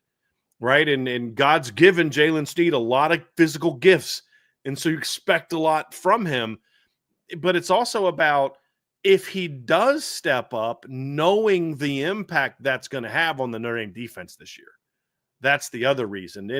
And look, he has another year of eligibility, but I kind of view this as his last shot at Notre Dame, because if he's not that guy now, I think he'll be playing somewhere else next year. That's fair. Yeah, absolutely. Well, it's coming from a place of we want it to happen. We've all been extremely high on Notre Dame's linebacking unit this year. That includes Jaylen Sneed. We believe that at the end of the season that Notre Dame can have one of, if not the best linebacking room in the country. He is a big part of that. It's not just Drake Bowen and Kingston and Jaden Osbury. Jaylen Sneed is right in the mix of all that to happen. I was pretty high on him in the spring because of the weight that he put on. He was one of the first people I talked about in the first defensive practice report out of spring. It's like, okay, I just saw that this cat just went and put on 14 pounds, and he's known for being twitchy, fast, sideline to sideline, and it looked like he didn't lose a step in individual drills and some of the 7-on-7 drills he was in. Now it's just you got to bring the rest of it along with you. You got to bring the football IQ along with you. And it's coming from a place where we absolutely want, with all of these guys. You know, some guys, the demeanor might seem a little bit more derogatory than others. It's not. I would love nothing more than KK Smith to absolutely break out in 2025 and the light bulb come on for Cam Williams, because then you're getting into the territory of who stops this offense. I would love nothing more. Who's going to play Notre Dame in the title game? I mean, that's what we're saying. So who do you think is going to play Notre Dame in the title game if all these things happen? Right. Yeah, but that speaks to the importance back to the very beginning. I love that you're saying that, Trev, because that goes back to the beginning of the show. And why is this a topic of conversation? This is why. Because the more of these guys that step up, the higher percentage of the players we talk about today, and we got one more coming, that step up this season. And actually, Vince, I may add a special teams guy onto this list here in a second. But the more of these guys that step up this season for Notre Dame, the better this football team is going to be. Couldn't agree more. And that's why this matters. Could not agree more. We do have one final guy on this list to talk about, and we're taking a step back into the secondary.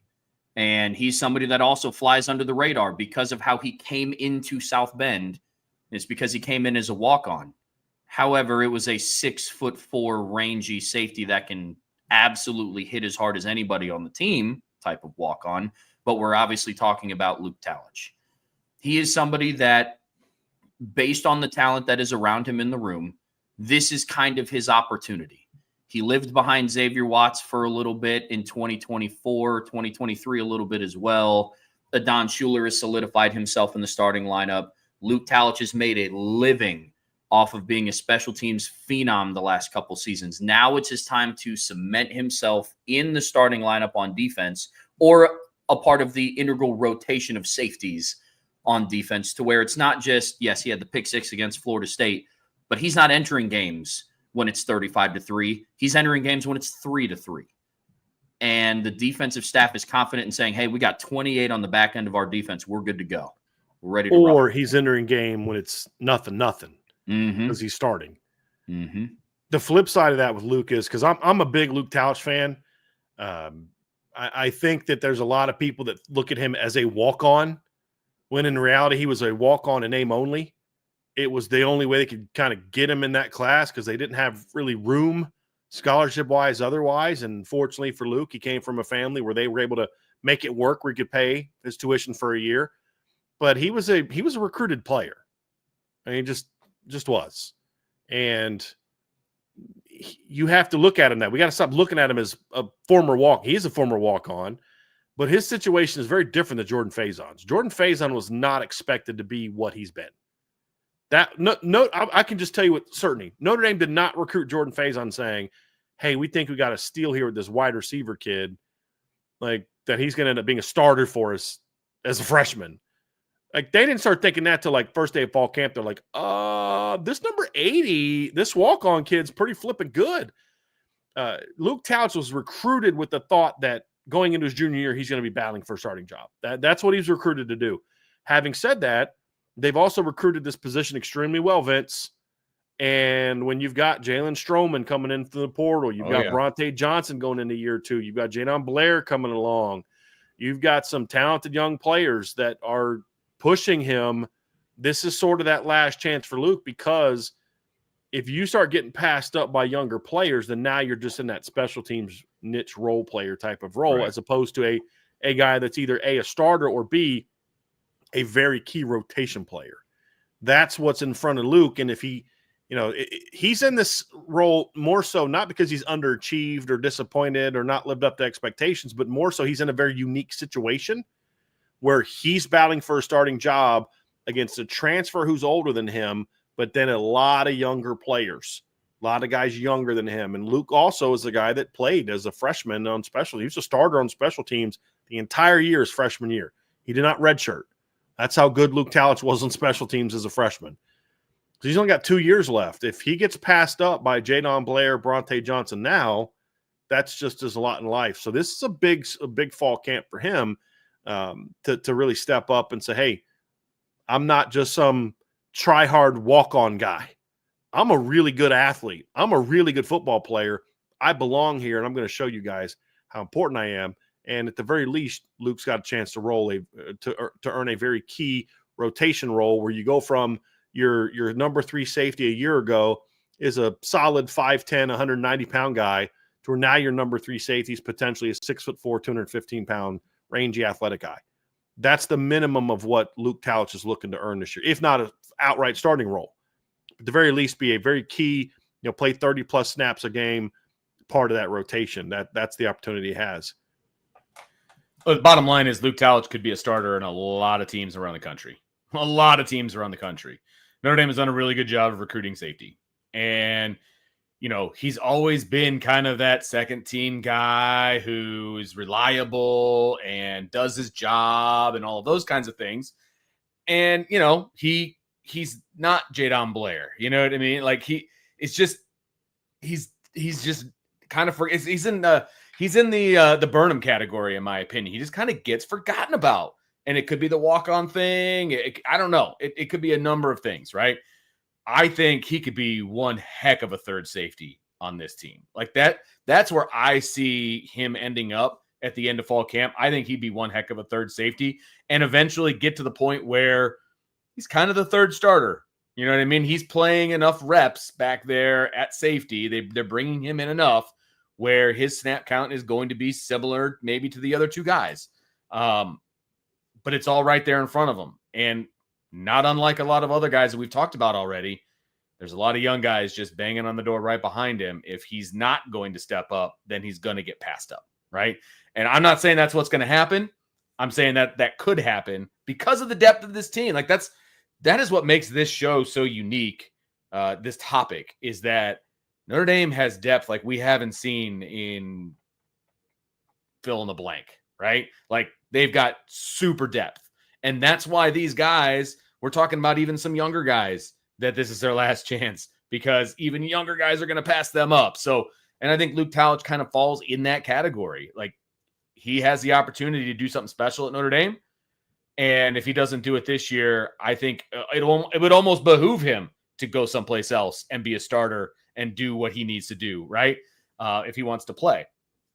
I think he could be that guy this year. And I think that could be a lot of fun to watch because I think he's a really, really good player. Not a lot of other guys that I've seen do I like more coming down the alley to make a hit. I can tell you that. He's fun to watch, man. He is a lot of fun to watch. If he can harness all that and just be that long, rangy 6'4" guy, long arms, all those things, I think he could be a real asset to this defense in the back end. Yeah, that Penn State punt returner knows how hard he can hit. Yeah. I know that for a fact. Yeah, seriously. I mean, he's not afraid to hit somebody, man.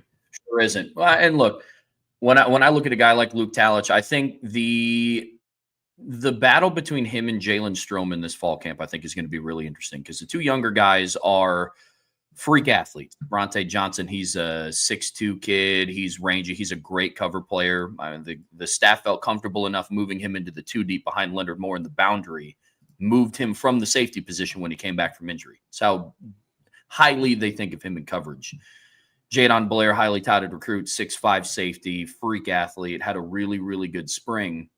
But then you look at 2 of the more, I guess you could say, veterans in the room. Luke Talich has been in the safety room. He's now going on, his 3rd season in the safety room, but lived more on special teams. Jaylen Stroman has live game reps as the starting safety at Virginia Tech.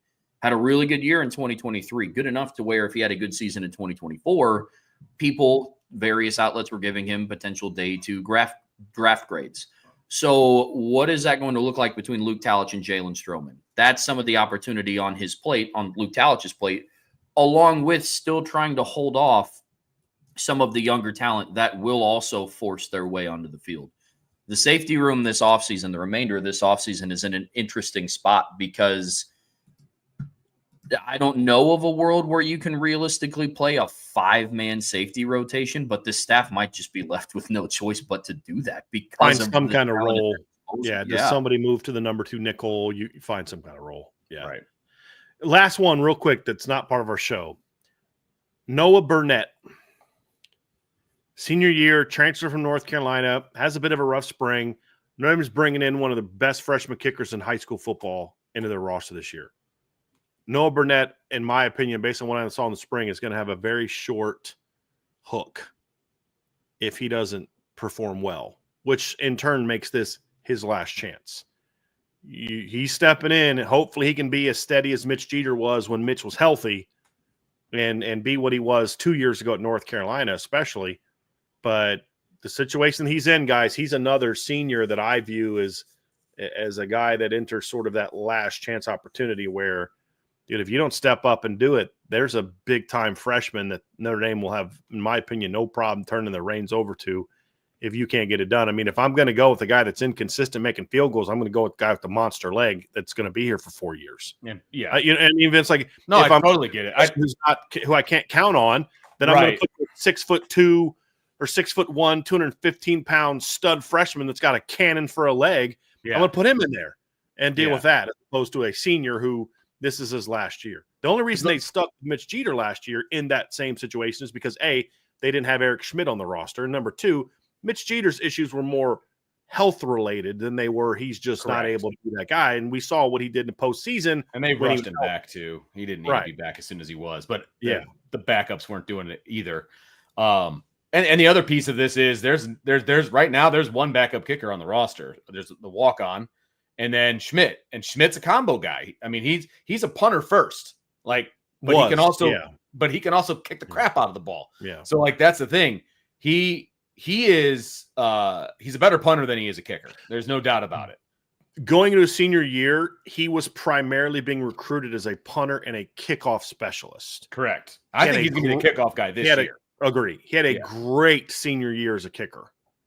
And that's partly why Notre Dame really turned up the heat on him, because they were looking more for a kicker, not a punter. Right. And he had a great senior year to where I would argue, based on his senior season, Vince, he's every bit the kicker that he is the punter now. When you saw him, because you saw him at camps, which was a year ago, that was not what he necessarily was. Right. But he had a really good senior season. Gotcha. In that regard, which is why he's now pushing.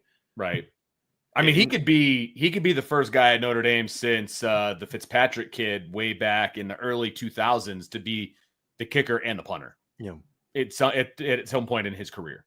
There's no doubt in my mind, because he is that good. He is that kind of a guy. And that also goes to the point of, and I don't want to harp on special teams, but people are recruiting combo guys now because of the roster limits. Like the specialist room's the first one to get chopped, right? And so you can't have 4 walk-on kickers and 3 walk-on punters and all these different things just in case. You gotta get some combo guys in there. And Eric Schmidt is like the best combo guy out there, in my opinion. I mean, he's just got his kickoffs. If this is what they want to do for kickoffs, he'll put it out of the back of the end zone every single time. I don't care about weather. It could be a tornado in his face. He'll still kick it out of the back of the end zone. I've never seen anything like it. But that's the situation that Noah Burnett's walking into. Correct. Yeah. It said Schmidt's going to be breathing down his neck. There's no two ways about it. So that's going to do it for our offensive / special teams talk about guys that need to potentially step up. Last chance you type situation. We have one more section to go, so please stick around with us. Before we get to that section, make sure you hit the like button, the subscribe button, that notification bell. Share with your family and friends. Of course, jump on the boards.irishbreakdown.com. We've got all kinds of intel over there right now. If you have never been on the board before, now is the time to get over there. It's the off season. It's recruiting season.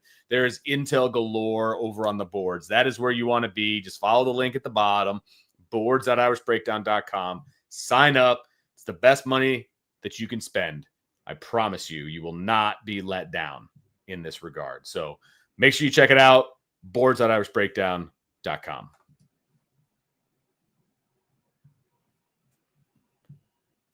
Our final show tonight, gentlemen, is we are going to talk about some coaches, and we are going to talk about some coaches that are returning, right?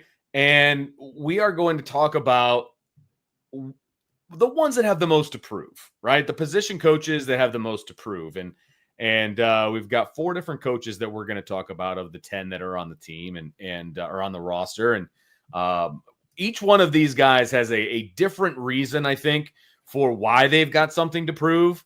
Some of these guys have been around a little longer than some of the other guys. Some of them have a first-year starter that they're going to be responsible for.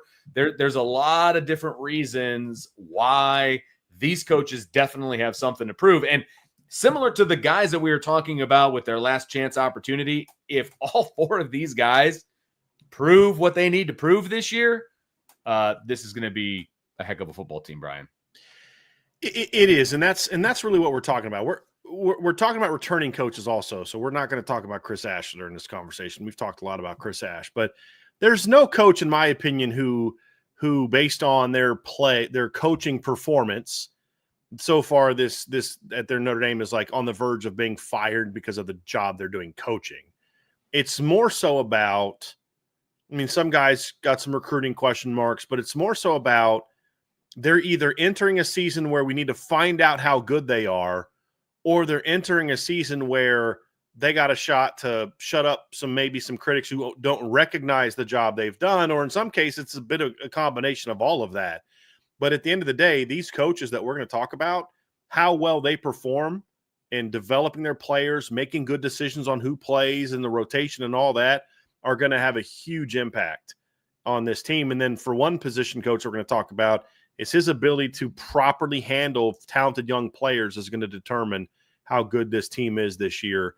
And these are guys that if Notre Dame is the team we hope it can be, we're going to look back at the end of the year and say these 4 coaches and the job they did with their position groups played a big role. So this isn't a coaches on the hot seat type of thing per se, although there's a couple of these guys that if they don't perform well as coaches this year, coaching staff may need to think about, like, do we have the right guys? That's not the angle we're focusing on per se. It's more so looking at it from the positive standpoint of if they're able to perform, this is what they're going to be able to prove and how important they are. And that's really where the focus comes from. Yeah, the coaching staff is going to be crucial to the success of this team. With all the loaded talent they have, every single position room has guys at every single level that can produce in a big way on this team. But these 4 coaches, and I'll go ahead and get us kicked off with the first guy on this list that we're going to talk about, it lives up front. We said it earlier in the show. The offensive line is going to take this team as far as it can possibly go. They have the potential to be Joe Moore Award finalists. They have the potential to win the award. You're entering this season, compared to last season, with 48 more combined starts than where you were at a season before. Joe Rudolph has a lot to prove this season. When you look at his time in South Bend as a whole, 2023, yes, you had Joe Alt and Blake Fisher, 2 NFL-level caliber tackles. Joe Alt is an elite talent. I think he was the highest drafted left tackle out of Notre Dame, like highest drafted player out of Notre Dame's offensive line in a very long time, if ever. So you look at 23, but they weren't a tough unit. Last season, they were significantly more of a resilient group, a tougher group in the run game. A lot of inconsistencies where there's some areas of Joe Rudolph's job where he got praised, where it's like, yes, you put the right guy in after an injury. Still some questions around there, but now you have an experienced group. The task at hand for him now is you have 54 returning starts along the offensive line, but the combination of 5 of Knapp, Schrauth, Craig, Jagason, Emil Wagner have really yet to step on the field together in a game or practice setting for that matter at the same time. Probably has changed since the start of summer now that Ashton Craig is back fully healthy. But in a traditional practice setting, that group of 5 is yet to step on there together. Point. So Joe Rudolph has a tall order this upcoming season. He does, and everything is in place for him to have to do a phenomenal job, and he needs to. And here's the reality of the performance of the offensive line, and I don't think this is debatable. And this isn't meant to bash Joe Rudolph or hype up Joe Rudolph. And the issue with this conversation is people get into this, well, I got to defend the coach or I've got to hammer the coach or whatever. 2 things can be true. As a run game guy last year, I thought Joe Rudolph did an excellent job for the regular season. And although things didn't go great in the postseason, his kids fought every single snap. They got outplayed a lot against Ohio State by some really talented players. They battled their tails off. We didn't always say that about this offensive line in 2023. Battled their tails off and were a banged-up unit by the end of the year. I mean, they just were. But he did an excellent job there. He did a great job, in my opinion, of helping Anthony Knapp just kind of grow and get better throughout the season. And he did a good job, in my opinion. He made a very good decision when Billy Schrauth came back to keep Rocco Spindler in the lineup and take out Sam Pendleton.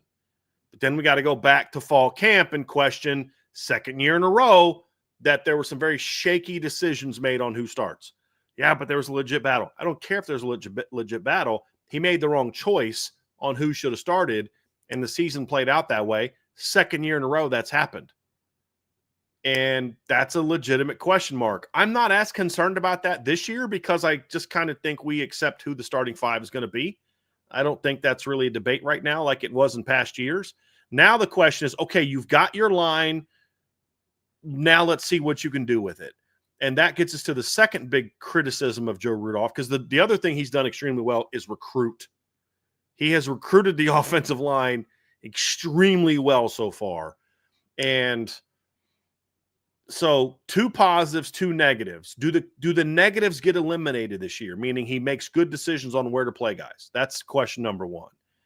And question number 2 is, can they just be a better pass pro team? Like, run blocking was inconsistent at times last year, but I attribute a lot of that to, at times, youth, at times lack of cohesion, because they hadn't started. Wasn't there a stretch, guys, of like 5 straight games they started like some kind of different offensive line combination or something like that, where it was just a different, or over a course of 5 or 6 games, they started 3 or 4. I can't remember exactly what it was, but you had multiple left tackles, multiple left guards, multiple centers, multiple right guards. There was only one guy that started from start to finish, and that was Emil Wagner. Now, Anthony Knapp came close to that, but Anthony Knapp starting for 15 straight games is because your anticipated starter got hurt the first week of fall camp. So there's a lot of reasons why I think and then even in the postseason, they were still a young, not real big group, and they were limited in a couple spots. I understand it. They fought their tails off. Pass pro was a problem all year. It was a major problem all year. And that's an area where this offensive line is going to have to get better. They just absolutely have to get better if this football team is going to become what they're capable of being. That's the number 1 challenge for me, for Joe Rudolph this offseason, is can you get your line to play at a high level? And it's not as simple as just make Anthony Knapp as good of a pass blocker as he's a run blocker. That's an important piece, but it's also your guys got to know what the heck they're doing. In the last 2 years under Joe Rudolph, I have seen more just run-throughs by either the D-line or linebackers than I ever saw, even really under Quinn. Jeff Quinn, where he's a better coach than Jeff Quinn, but the number of run-throughs that come from the standpoint of, hey, this is they went the wrong way. Like guys weren't going where they're supposed to go. They're just running simple twists and nobody gets the looper and he just runs free into the backfield. That happened way too much the last 2 years. Yeah. And that's an area where if Joe Rudolph can improve that, boy, this offensive line is going to be nasty, fellas. Yeah. Because keep building on what you did. Great improvement from year 1 to year 2 in the run game. Great improvement. Is more improvement needed? Yeah. But after the jump we saw from year 1 to year 2, and even from guys like Pat Coogan and Rocco Spindler, their improvement from year 1 to year 2, you saw the improvement from Emil Wagner as a run blocker. Like, guys, we thought Emil's biggest struggles were in the postseason. That's primarily in pass pro. I thought some of Emil's best run game moments happened in the postseason. So it still comes down to, can you take that jump from in regard to a pass pro that you made in the run game? That's essential, because you don't have Riley Leonard to bail you out like you did last year. Sam Hartman couldn't bail you out the way that Riley Leonard did, and that's exactly why your offense looked like world beaters one week and couldn't get out of their own way the next week. Because there are times against Duke, for example, where Sam Hartman in a shotgun snap is getting guys in his face before he gets to the top of his drop in a shotgun snap. That's inexcusable. And fortunately, the defense and Aldrich Estime and Sam Hartman making some miraculous plays. That 4th and 16 scramble bailed the offensive line out. But there's been the last couple. The Louisville game is one of the ugliest, worst pass protecting games I've ever seen from a good offensive line in my life. And it was you can't handle slide protections against slants. I mean, it was inexcusable stuff. Now Joe Rudolph has a year to fix that. He's got all these guys coming back. He's got continuity to a degree this offseason. I thought the offensive line looked pretty good in pass pro in the spring game for the most part. When you look at the starting offensive line, I thought Anthony Knapp had a real solid performance. They didn't have a whole lot of practices. I mean, exactly. He was only practicing the last week of fall camp. Emil was in and out. I thought we were all surprised to see the guys that started on the offensive especially line Knapp. I was shocked to see Knapp in the spring game. I just thought they'd rest him. I was like, what's the point of playing him? But he looked good. Yeah. And so you look at it, guys, and it's that's the key right there. Can you be as good protecting the quarterback as you are run blocking? If they can do that, this might end up being the best offensive line in college football. If they can't, they'll be good, but not good enough. One point I want to make before we move on to the next coach. Last year, to Trevor's point earlier on in the show, they had 6 combined starts going into the season. This year, they've got 50 plus. Like, that's a big difference. Like, we can, and I'm not saying we did this, but you can make some excuses for some play when you got a bunch of inexperienced guys. Like, there's a little bit of wiggle room, right? That wiggle room goes away, man. Like, now these guys have a ton of experience. They've played in the biggest games that there are to play in. Like, there's no more excuses. You know what I mean? And I just think that's why it's one of the main reasons for me that Joe Rudolph is on this list. Like, now it's time to take this good to very good offensive line and make them elite. Can you do that? Can you be that guy, right? It's the same argument we used to have about BK, right? You got him here. You got him to good to really good. Can you take him to the elite level? Same kind of a situation for me with Joe Rudolph this year. Can you take this group to the elite level? You've got everything in your way, and that you got all the boxes to check here, man. Like, if you can't do it this year, I don't know if it can be done. And that's my biggest thing that I'm going to be paying attention to for Joe Rudolph. I will transition us to the next coach, gentlemen. And there is an uptick in excitement about the pass catchers for Notre Dame this year. And I would say right now on this coaching staff, Mike Brown might be one of the more polarizing coaches on the staff. And obviously there's recruiting involved there. There's actual coaching involved there. Some decisions in coaching involved there. This is a big year for Mike Brown because I think we can all agree that there's a lot of talent in that room. And there's a lot of talent in the quarterback room. So what is the wide receiver room going to do? Are they going to be able to step up and be the reliable targets that a young quarterback needs to have? And I think that's one of the main reasons that Mike Brown's on this list, guys. Go ahead, Trev. Why don't you kick us off with this one? Yeah, absolutely. The wide receiver room has been poised for a breakout season for quite some time. I have not been shy about hiding what some of my opinions have been about the receiver room in the last couple seasons. They've underperformed. Mike Brown, for a multitude of different reasons, and some of them aren't just within the receiver room. Let me be clear. Pass protection needs to be better. Quarterback play needs to be more consistent. Those are all factors. But fact of the matter is the receivers hold a key ingredient to this offense taking that next step this year, combined with the fact that you don't have the mobile playmaker at quarterback that what you had last season. CJ or Kenny are playmakers in their own right, but when push comes to shove, I don't know if either of those guys, when the pass game is struggling or if the pass game is struggling in the Sugar Bowl, they're going to put the team on their back and then rush for 80 yards. Different aspect here. The receiving core has to step up. Mike Brown is at the center of that conversation. He's going into his second year in the wide receiving room. And when you go and you sit down and you look at where the receivers took steps from the start of 24 to the end of 2024, there's a lot of good things to work with. Some of the issues that they had in 23, not coming off the line with any urgency, looking like they were taking plays off. I'd make the argument that a lot of those issues, you're going to have them. no receiving room plays a perfect 100% A+ season from start to finish, but a lot of those issues got corrected. If there's one thing that receiving unit did consistently week over week over week is they were excellent downfield run blockers for the explosive three-headed monster that they had last year. Mike Brown's coaching helped with a lot of that. There were moments where, when it was in the pass game, contested catches, especially Jaden Greathouse, great at making contested catches. Some of that's just natural God-given ability. Some of that's coaching. Mike Brown has an important opportunity now in front of him with a more pass-oriented quarterback, with a receiver room that now consists of Malachi Fields, Jaden Greathouse, Jordan Faison, smattering of others. Can he help guide them and elevate them to the level that they need to play at for Notre Dame to make another run? Because it's going to be crucial. That's for sure.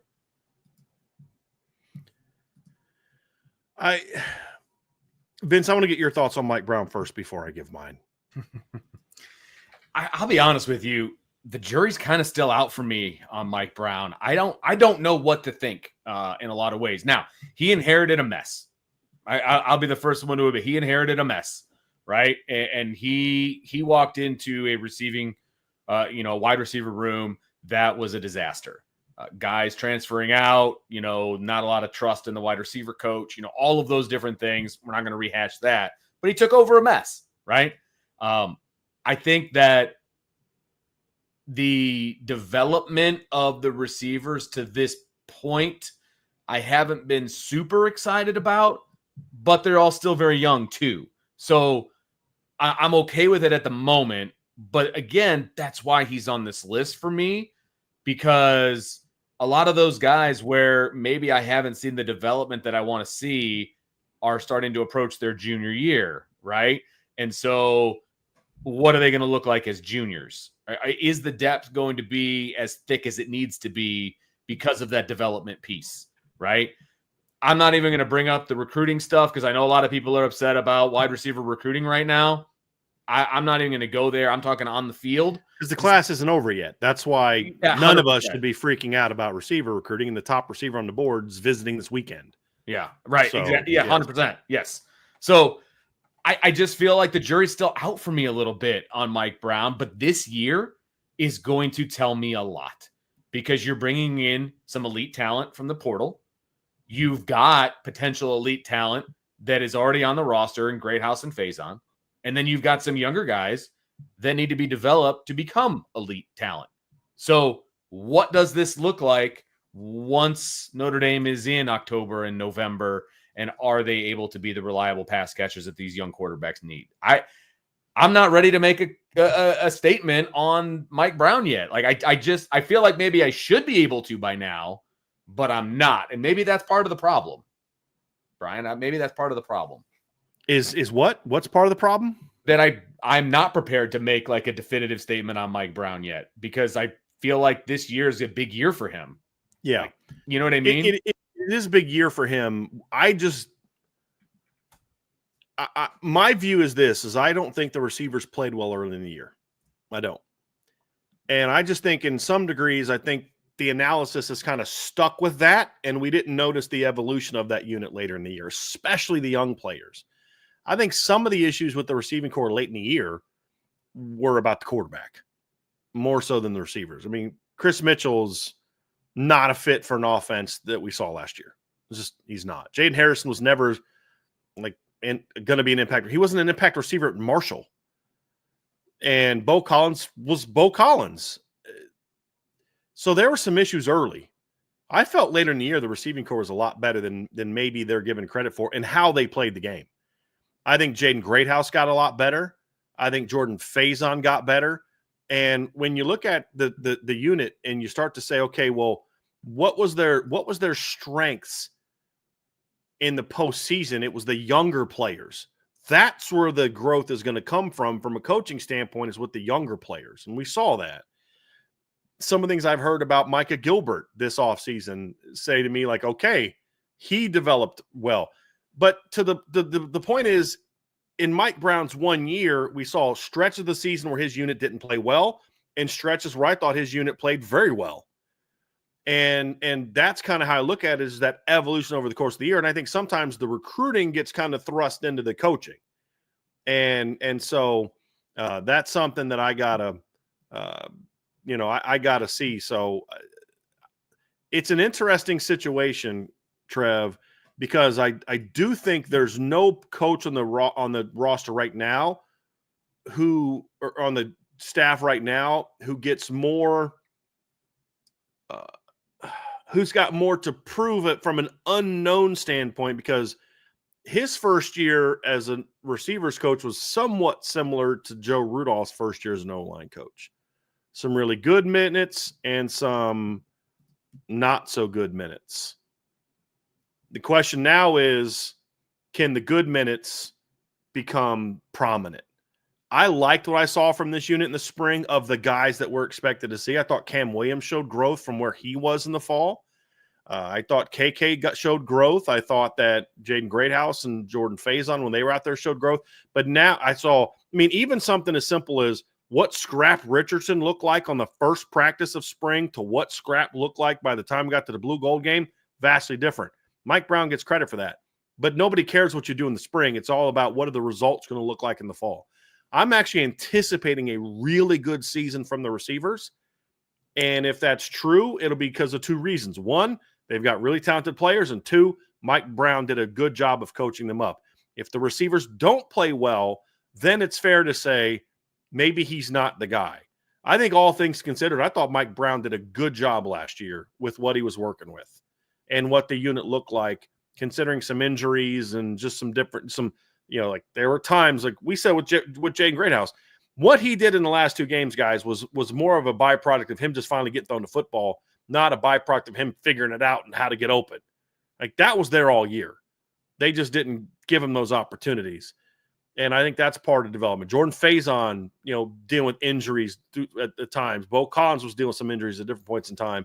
So I think there's a lot of those things that factor into why the unit didn't play well at times, on top of Mike Brown learning those players. Now you're in year two. You've had two whole offseason. You have two whole springs and a whole season now with those receivers. Now it's time for the talent to kind of rise to the top. And I think he's going to prove that. My prediction is that we're going to be very happy with the job Mike Brown does as a coach this season. Recruiting, we'll see. I think the next 2 weeks will tell us a lot about that, but I'm expecting that. But if he doesn't, then we have to have a conversation about is he who he thought he was as a position coach. Let me ask you this, because I have this thought a little bit about the next coach that we're getting ready to talk about, but about Mike Brown specifically.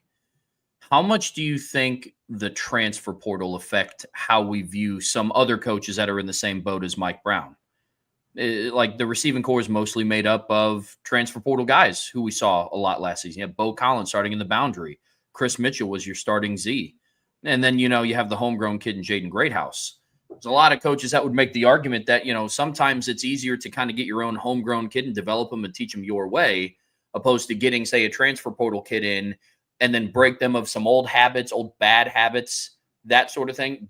How much do you think that played a factor into Mike Brown last season and how he gets viewed by a lot of the fan base of like, oh, the receivers didn't play that well? It's like, okay, well, Bo Collins was a transfer in, Chris Mitchell was a transfer in, Jaden Harrison was a transfer in. How would you? I mean, I think you should. I guess I'm not really understanding your question. I think that your job is when you get in transfers, you're supposed to also then get the most out of them. That's what I think. Is that kind of what you're asking? Well, I think it's when you look at a receiving room, like at really any position group, what I'm asking more is like, I think sometimes when you get a transfer in, sometimes you have to break old bad habits that they might have developed at previous stops, and then also continue to develop them. Right. You know what I mean? Like So I'm asking, like, do you think that also played a hand in some people formulating their opinions on Mike Brown? Because of Chris Mitchell not doing anything. I think that's the one that really hurt. I mean, Jaden Harrison was a 20-plus catch guy at Marshall last year. Yeah. Bo Collins had the most catches of his career. He was who he's always been. I don't think there was a lot of improvement in that regard, but Bo also had some very clutch moments and was a good blocker and those type of things. So On the other side, it's Chris Mitchell, really big drop off. My thing with Chris Mitchell, though, is I just don't know that Chris Mitchell was in a situation where he was even going to be able to thrive in the offense they're in. He's a go route, post route, deep over route player. That's what he ran at the school he came from. And you didn't have a quarterback that was going to make those throws with any kind of consistency, and you weren't an offense that was going to make those kind of plays. So that's the best thing I can say on that is I do think that's a factor. You're basically saying is there lack of production a reason why people look at him and feel down on him? I think that's very fair. And I think that's very fair. Very fair. And the fact that they didn't see a breakout from the young receivers until late in the season. We thought we'd see more from Jaden Greathouse because of how good he was last spring. We thought we'd see more from Jordan Faison because of what he did the year before, and he didn't play as well. Now, I'd say a lot of that has to do with the fact that he was injured in the first game of the year, but all those things factor into why there's a healthy skepticism. There's a healthy, I need to see it from Mike Brown. I think that's very fair. I'm just more confident that we're going to see that. I'm not sitting here saying all of you in the chat that are banging on Mike Brown, you guys are nuts, you guys are crazy. No, I'm not saying that. I understand some of the skepticism. What I'm saying, however, is that I see it a little bit differently, but understand why you see it that way, because at times last year it was accurate. Sure. I'm just more confident based on what I've seen from Mike Brown in the past, what I saw as a former receivers coach from the unit throughout the year, especially the younger players. And I also like the fact that he kept everybody engaged even when they weren't getting the football. Yeah. That takes a little something too. But it's just about noticing some things, playing with more urgency in the second half of the year, being more locked in, being more focused, not having the drops in the postseason that were issues in the regular season. That means something to me. So it's more of, I'm more confident he's going to step up and thrive than I was a year ago. That's more of my issue with him. Fair enough. The next coach on our list that we're going to talk about today, coaches with the most to prove this upcoming season, is the quarterback coach, Gino Guidugli. Notre Dame is in a position it hasn't been in for quite some time. They are going with the homegrown kid at quarterback. It's either going to be CJ Carr or Kenny Minshew. We're going to find that out. That will all start to unfold here. I mean, realistically, over the next 2 months, when the team starts getting into fall camp here, Gino Guidugli is somebody that I have a hard time evaluating. And this is just me personally. I don't want to project this onto anybody else. This is just my own thoughts. I have a hard time evaluating him as a quarterback coach because the two quarterbacks that he had that were starters were both transfer portal kids. And there's arguments to be made on both sides. I think the offense got the most out of what they could have out of Riley Leonard. And I think that in the same light, both Riley Leonard and Sam Hartman in certain ways digressed as passers when they came to South Bend. So I have a hard time evaluating truly how good of a job Gino has done. And that's what fed into my wide receiver question about how much do transfer portal players affect how they do evaluating a kid from like start to finish of their collegiate career. It should be evaluated based on, were you able to get the most out of that player in the season you had him? Fair. That's it. Fair enough. It's not about this guy was a super raw route runner after 4 years or 3 years and you turned him into a great route runner. It's not that. From a technical standpoint, in a lot of ways, they are what they are. You got to refine some things, but it's can you get Malachi Fields to produce at Notre Dame the way he did at Virginia? Can you get Will Pauling to produce at Notre Dame the way you got him to produce 2 years ago at Wisconsin when he played for you at Wisconsin and he had over 70 catches for over 800 yards? Like that was under Mike Brown. Can you get him to play that way at Notre Dame? Because nobody cares that he did that at Wisconsin. It's can you do that at Notre Dame? Yeah. Well, I do think the transfer portal guys are part of that. It's getting the guy you've coached for 3 years back on track because he is the reason that Will Pauling is the player he is. Yeah. That's on Mike Brown, and that's why he was a pretty good player in 2023. The 1 year that Will Pauling struggled, It's the 1 year that Mike Brown didn't coach him. And that's not a knock on the receivers coach. That's also he was banged up all year and injured all year. But yeah, that's a part of the conversation. It's how much growth can you get out of Micah Gilbert and Cam Williams is also part of the conversation. Can you get KK Smith to that next level? It's all part of the conversation. You just have to answer more things positively than negatively. That's really the big key. Yeah, well, absolutely. But with the quarterbacks, that's why I have a tough time evaluating truly where Gino's at. And we are going to get the first glimpse of that this fall because he's had Kenny now going into his third year. He has CJ now going into his second year. So we're truly going to get, like, this season will be a very good evaluation tool for how good of a job Gino does at developing his quarterbacks. We saw glimpses of it with Steve. Steve, I believe, spent his first year being developed by Tommy Rees.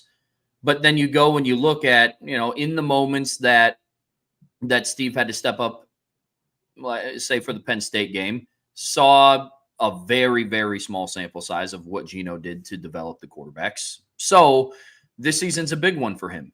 Because now no matter who they go with, Kenny or CJ, it will be somebody that Gino Guidugli himself has developed. And I think that's what makes this such a big season for Notre Dame's quarterback coach. I don't know what to make of Gino Guidugli. I don't. I mean, I don't know how we can, like, it goes back to your transfer thing. I don't know how much we can put last season's Riley Leonard's pass game struggles on Gino Guidugli. I have skepticism about Gino Guidugli, but it would be unfair of me to be like, I'm going to ignore the fact that Riley Leonard had to have the same foot had surgery on it for 3 times, missed all of spring, part of summer, didn't really get back to full health till fall camp, had a bunch of guys he'd never thrown before. I'm like, see, Gino Guidugli sucks. Like, that would be totally biased and unfair. It would also be totally biased and unfair if I was a Gino Guidugli supporter and I was like, making excuses for why it's okay that Riley Leonard didn't throw the ball as well at Notre Dame as he did at Duke. And it's perfectly fine that Sam Hartman didn't play as well at Notre Dame as he did at Wake Forest, because it's not Gino's fault. I don't know that we really can put much of any of that on Gino for a whole bunch of different reasons that factor into why some of those issues came about. I think a lot of Sam Hartman's issues had to do with the offensive line more than Gino Guidugli, because go back and look at what Sam Hartman was doing the first 4 games of the season. I mean, we're sitting here in chats and people are asking us about Sam Hartman's ability to maybe, compete for the Heisman Trophy after the first 4 games of the season last year. You remember that, Trev? Like, I mean, you were a member of you were watching shows at that point in time, you said. And I remember people asking about it because, first game of the year, he throws for 251 yards. Second game, he goes for 194 and completes 82% of his passes. He actually completed over 82% of his passes the first 4 games, or the first 2 games, I should say. And he only basically played a half of football in that game. He threw for 194 and threw 2 touchdowns against Tennessee State. He throws for 286 yards and 4 touchdowns against NC State. And he throws for 330 yards and 3 touchdowns against Central Michigan. Guy had 1,061 yards after the first 4 games. He was on pace in a 13-game season to throw for over 3,400 yards, and he only played half of the game in a couple of those games. And he had 13 touchdown passes in the first 4 games, which puts him on pace for 42 touchdowns. So after 4 games, he's completing like 70+% of his passes. He's averaging over 260 yards per game. He's averaging about over 3 touchdowns a game. And then all of a sudden, the wheels came off. Did he forget how to play football at that point in time because Gino Guidugli sucks as a coach? Or maybe did some of the issues they had at receiver and some of the issues that they had in the offensive line made it to where Sam Hartman just got a little gun shy after a while? That's my question.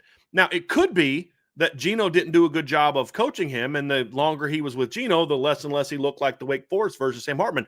I don't know the answer to that question. My whole point with Gino is we're going to find out this year. How well you develop these 2 kids have only ever played for you. Tommy Rees recruited them, but they've only ever played for you. And then the second part is, how do you handle, like, here's my fear. I don't care who they start, but how do you treat the guy that starts? If it's a close battle, do you give that guy a quick hook if he doesn't perform well? And if you give him a quick hook, are you then going to give the second guy a quick hook and we're playing musical chairs all year? Or are you going to say, look, this entire offseason from January till late August, you won the job. We're going to ride with you for a while. Let's go have some fun and get her done. And that's really, for me, where Gino Guidugli is going to be, is the mental part of preparing these young players to go perform at a high level. That's going to be what I want to see. And I'm giving Gino Guidugli a clean slate right now, because I don't know how we can evaluate what he did. And it's completely different than what he's being asked to do with these 2 young players. That was, here's a veteran, get the most out of him in your 1 year with him. With these guys, it's more about developing them. And so those are the things that I want to see from him. And I don't know that we have any idea what Gino Guidugli is going to do this year with those young guys. But it's a show me something year for him, in my view. I don't really know what to say about Gino. I don't have a clue what we're going to see from Gino Guidugli, because his 2 years at Notre Dame have been so unique and completely different from the challenge he has in front of him with these 2 young guys. So this isn't a negative thing about Gino Guidugli. It's not a positive thing about Gino Guidugli. I have no flipping idea thing about Gino Guidugli.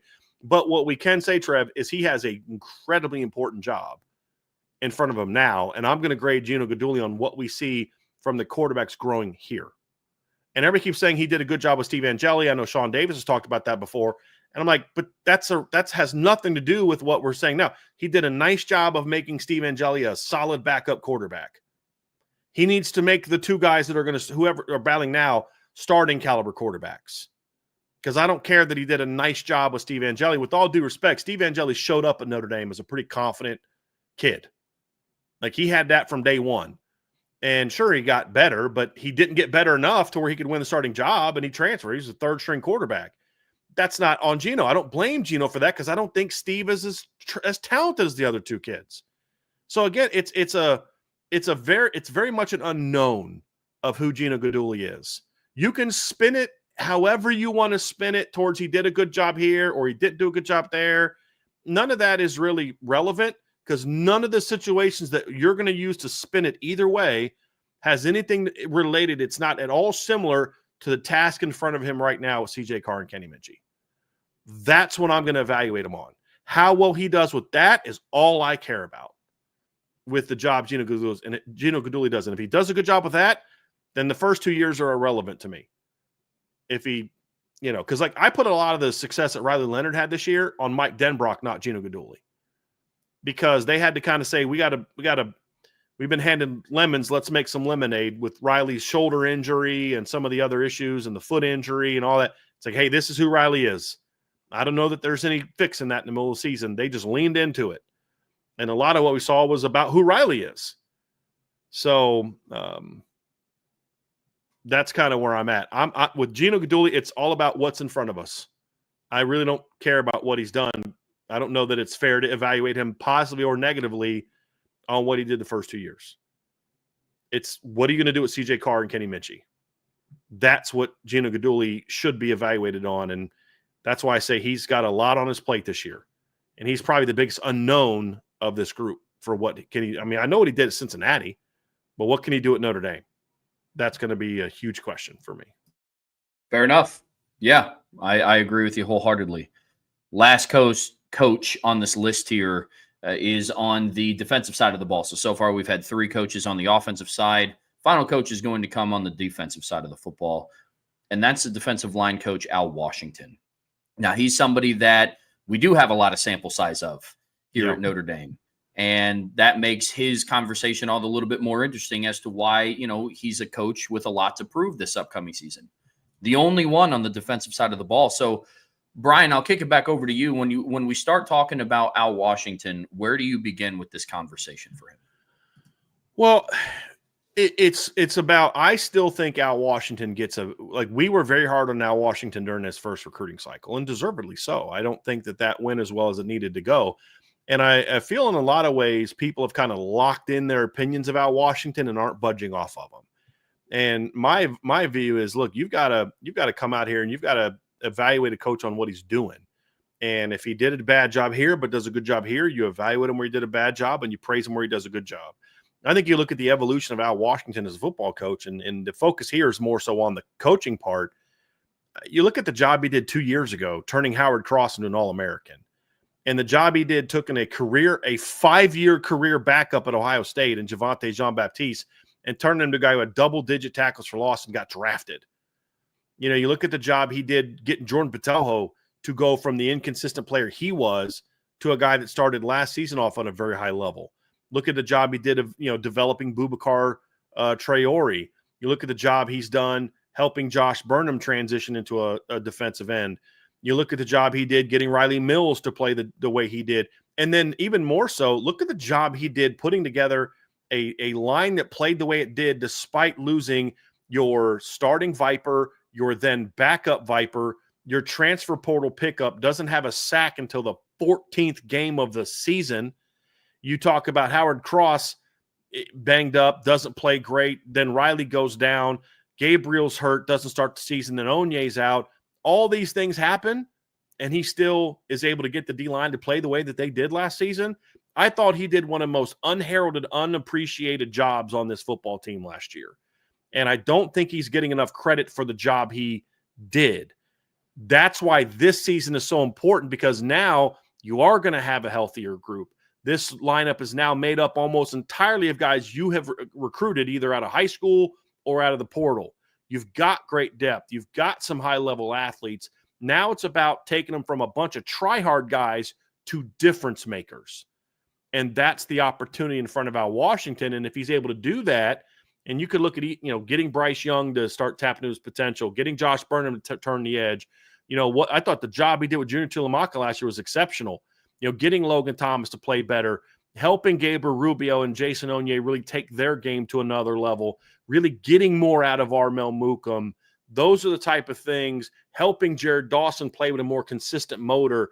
Those are all the tasks in front of Al Washington this year that if he can answer the bell on those the way he did last season, this D-line is going to be outstanding. Yeah. And so I think he's got an opportunity here with on the field and with the recruiting class he's putting together. You've got 5-star Rodney Dunham, 5-star Ebenezer Iwatade. I'm not talking about my ranking. I'm talking about recruiting services have those guys there. A top 150 guy in Tiki Hola, who one service has there. I have Tiki there as well. And, he's got some pretty darn good players coming onto campus next weekend. So he's got a chance to silence a lot of critics this over these next, what are we in, July? So 7 months. Al Washington make a lot of people eat their words for how hard they've been on him. And at times that was understandable, but it's kind of like you need to move past that and evaluate them for where they are now, not still hanging on to, I'm still mad about the Justin Scott recruitment. Get over it. I mean, we criticized him rightfully at the time for that. Now it's time to say, but what is he doing now? And I think the job he did in 2023 and the job he's done in 2024 shows he's a pretty darn good defensive line coach. Now he's got to show that he's one of the best D-line coaches. And that's the key in front of him this season. I'm not saying he is. I'm saying that's what he needs to prove. That's what this season will show if he is or is not. He's going to have a healthier unit. He's going to have a much deeper unit. Now it's time to roll. He's going to be playing for a coordinator that I believe is going to put more on the defensive line than the last coordinator did. They're going to expect more of the defensive line than the past coordinator did. So now it's time to answer the bell. And how well they perform this year is going to kind of be the final, okay, this is who Al Washington is. And whatever that means. And that's what's in front of him this year is he could go from a guy that people are banging on to a guy that now everybody, because remember, wasn't that long ago, people were like, Mike Mickens is not doing a great job because he's not signing. And all of a sudden it's like, you can't lose Mike Mickens. The program will never recover if you lose Mike Mickens. Like that's where Al Washington has a chance to put himself this offseason if he can do what I think he's capable of with this talent of this team, to where now it's like, dude, you can't lose Al Washington. You got to make sure you keep Al Washington. That's what's in front of him, and that's the opportunity he has this year.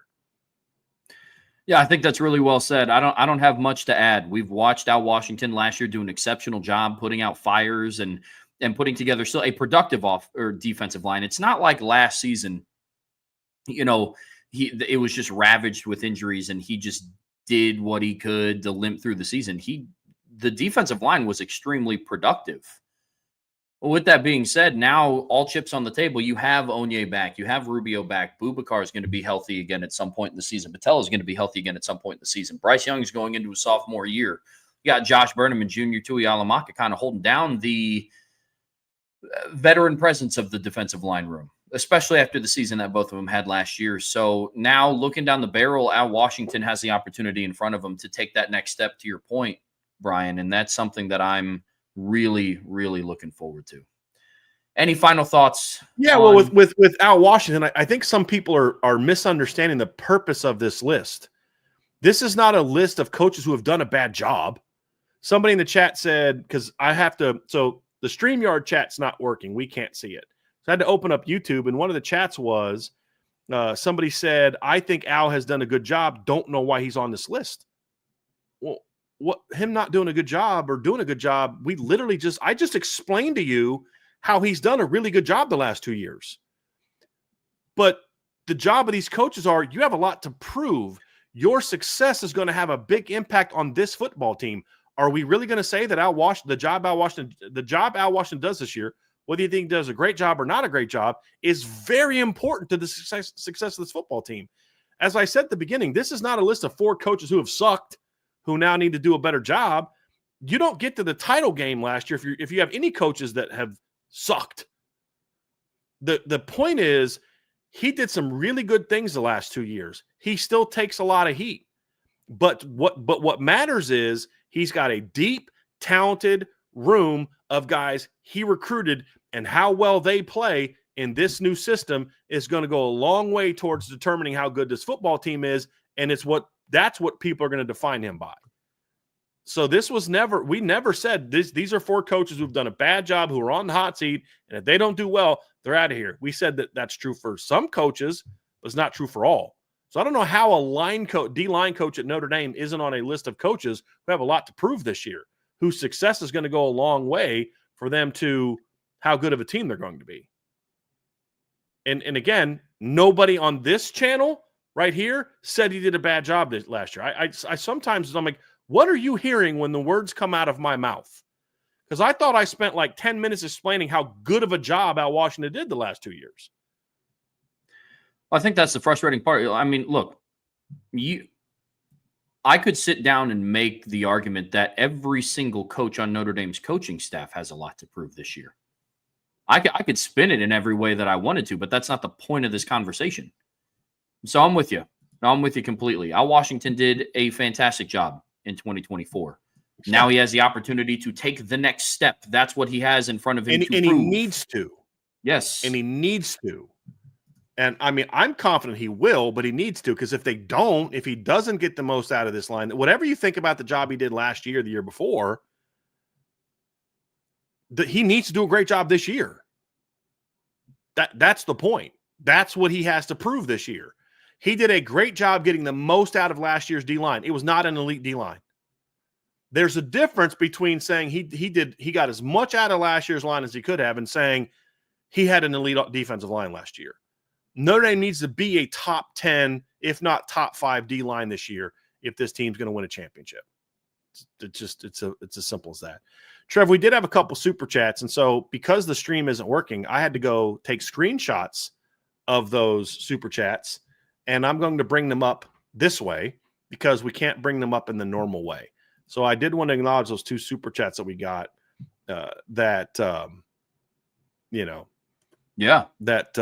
we want to get to, because you guys, I gotta find something different than StreamYard. It drives me nuts. Like the number of people viewing the chat and the number of chats we have not had a new chat since 204 in the StreamYard. But I'm looking at the YouTube channel and we've got 1,000 comments since then. It's just people going crazy because now that they know that we can't monitor it. But don't worry, I'm taking screenshots of all of y'all causing problems right now in the chat.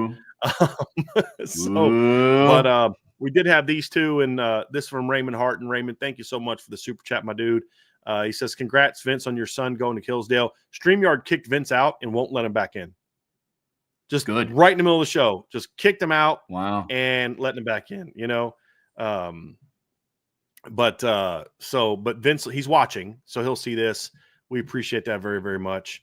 And then the second one from Michael S. Michael says, thank you for the super chat, Michael S. Do you think USC has improved their roster and coaching staff enough to be a Big Ten team and a top Big Ten team and dangerous for Notre Dame? USC, my dude, is always dangerous for Notre Dame. Yep. I mean, USC's team in 2012 was very mediocre and gave Notre Dame everything they could handle. USC's team in 2018 had a losing record and had Notre Dame down 10-0. USC last year was 6-5 going into that game and gave Notre Dame everything it can handle. It's a rivalry game. They're always going to be dangerous for Notre Dame. That's a given. I don't care what their roster is. To your point that I think is more applicable because it speaks more to the roster and coaching staff is more of what are they going to do over the course of an entire season? That's more of the question, Michael, that you look at and say, can they be good enough to compete in the Big Ten? I think that's still a question. I don't know that we know the answer to that. I've said before, I think USC might be better than they were last year as a team, but I don't think they have the talent they had last year. I just think some of the headaches are gone. I think sometimes they had too many guys playing at positions to keep everybody happy. That's going to get streamlined. I won't be shocked if USC is better than they were last year. The question is more, how much better? Is it 7-5 better? Is it 8-4 better? Is it 9-3 better? Is it 10-2 better? That's the question I don't know. But I actually am someone who does believe USC is going to be better than they were last year for a host of reasons. What do you think, Trev? Yeah, you and I are in the same boat there. I would even make the argument that I don't even know so much if it was the talent on the roster, but I think their roster improvements were more that addition by subtraction, getting rid of some of the headaches. My question still remains a lot around Lincoln Riley. Can he get his team to perform for full 4-quarter games? You know, what was it? Last year heading into the Notre Dame game, USC had a lead on every loss that they had. They had a lead in the fourth quarter and couldn't finish. They lost 6 games last year. They had a lead in every game except for one, Notre Dame. And they didn't have a lead ever again. And that's why I laugh when people are like, they had Notre Dame on the ropes. They played Notre Dame very tough. They literally led for 0 seconds of that game. And that, well, they were driving to tie. Yeah, but they didn't. To tie. They never led. That doesn't mean it wasn't a competitive game, but people act like Notre Dame made this big miraculous comeback to beat USC, who had them down. But that also speaks to the point of what you're saying, though, Trevor, is they still took Notre Dame down to the wire. They were they trailed the entire fourth quarter against Notre Dame. It was never tied in the fourth quarter. Matter of fact, when Notre Dame scored to make it was 21-21 halftime, and Notre Dame went up 28-21. Notre Dame it was never tied again after the first drive of Notre Dame's first drive of the second half. It was never tied again. Nope. But USC is going in for a tying score when Christian Gray picks that pass off, which speaks to the fact that it was a competitive game, and that I actually am more nervous about USC when they're not good than when they're good. Yeah, to be honest with you, out in LA, it's a little different at home, but out in LA, I usually get more nervous when they're not good because it's like, are they going to overlook this team? And that's when USC's can be pretty dangerous. Yep, absolutely. We see that the same. See that the same. But thank you for the super chat, Michael S. So yeah, I do like the job that D'Anton Lynn is doing, building that defense with more good football players and not so much just a bunch of portal guys and elite talents and all that kind of stuff. We'll see. And then how's the offensive line going to be? Those are going to be very, very big questions for the job Lincoln Riley's going to do this year is going to be that. But I felt like Trev, like at receiver, didn't you kind of feel like last year none of them were ever able to get into like a rhythm in games because they were playing so many different guys? I think that hurt the quarterbacks as well. Agreed. Where it's like, who's in the game now? They're very different players. They were playing 6-7 receivers at a time sometimes last year. And it really made it hard to, I think, get into a rhythm. I expect that to be different. Lincoln Riley's offense playing the way it did last year was, to me, a bit fluky based on his track record. I think Lincoln Riley is an incredibly overrated head coach. You've never heard me say anything other than that's a wicked smart offensive football coach. Bingo. I would hire Lincoln Riley to run my offense. I would never let him come near the head coach's office. But he can run an offense now. Sure can. And I just think last year they were trying to feed too many mouths, and that won't be as much of a problem this year. And I think that's actually going to make them better. It's going to be better for the quarterback anyway, for sure. So, yeah, but that'll do it, Trev. Why don't you take us out of here, man? You got it. Well, hey, listen, folks, be sure to hop over onto IB Nation Sports Talk tonight. they have, I believe they're doing we in, we out tonight. But Bryan and I will be back tomorrow at 1 p.m. for the Friday free-for-all potential. On that, Streamyard is acting a fool right now. We can't set a show. We can't. I mean, we're fortunate that we weren't kicked out of the channel, to be honest with you. So Sean is texting me. They're not letting him start a show right now. So hopefully we can get that figured out. If we can, we in, we out's at 5 o'clock tonight, just to let everybody kind of know what's going on. So, and then you and I'll be back tomorrow at 1 o'clock for the mailbag. It's all the more reason to have that notification bell hit and to be subscribed to the Irish Breakdown channel so you know when we are able to go live. Technology will technology sometimes. That's just sometimes the name of the game. But before you head out of here, please be sure to hit that like button. Whatever streaming platform you listen to us on, we would greatly, greatly appreciate a 5-star review. But as always, the best way to support what we do here is subscribe to the premium message boards at boards.irishbreakdown.com. Bryan today put up an awesome intel piece about the recruiting visits that's coming up. A lot of heavy hitters that are going to be on there. I would definitely take a look at it because I guarantee a lot of the questions we're going to get tomorrow in the mailbag, you can find some of the answers to them on boards.irishbreakdown.com. So until tomorrow at 1 p.m., that's Bryan. I'm Trevor. We'll see you back here very soon on the Irish Breakdown podcast. Wonder if it'll let us end it. Ooh. It's not letting me in the show. Oh, goodness. Y'all in the chat, let me know if it's still going. Because, it's not letting me in the show. So, yeah. Which brings us to part 4 of today's show when we have karaoke. And we're trying to get Vince back in here. Somebody in the chat, God's Nuclear ICBM just said, you're stuck with us. It's like, yep, it's not. It's literally showing an error has occurred. Wait a moment to try again. So we're going to keep trying to get out of here, guys. We don't want to hang out with you guys anymore. I tried to end it too. And it wouldn't. Oh, my goodness. All right. Oh, goodness. Yeah, some of the AI is taking over. I absolutely think that's true. So we're going to Did Skynet go live? Yeah, I know, right? So Trev, Michael S said we skipped a super chat. No, we didn't, Michael. We literally answered it. But I do appreciate that you gave us another super chat to talk about your super chat. But we pulled it up nice and big on the screen, so we definitely didn't miss your super chat. Yeah. Yeah, so it's definitely not letting me it's definitely not letting me get out of this. So, and I can't go to StreamYard. So we're just kind of live. Oh my goodness. Well, while we're trying to figure this out, if you guys got some questions you want to ask, I'll go ahead. Yeah, at this point, it's not letting us leave. We're not allowed to leave the channel. At this point, I'm afraid I'm going to get up to walk out of my office and the door's going to be locked and I can't get out at this point. Seriously. Oh my goodness. Oh my goodness. This is hilarious. All right, let me see if I can get over here. End it this way. Wonder if see if it'll let me end it on YouTube. I don't think that it will let me end it on YouTube, but we'll give it a whirl. Oh my goodness. Yeah, so any questions? Somebody said thank you, Skynut, for giving us an extra show. I don't know what you guys want to talk about. Okay, Archer's got one in here. You got a real one? Yeah. Which current coach on the staffs do you think will be the next head coach somewhere else? Ooh, that's a good one. I would say I would probably say Chris Ash,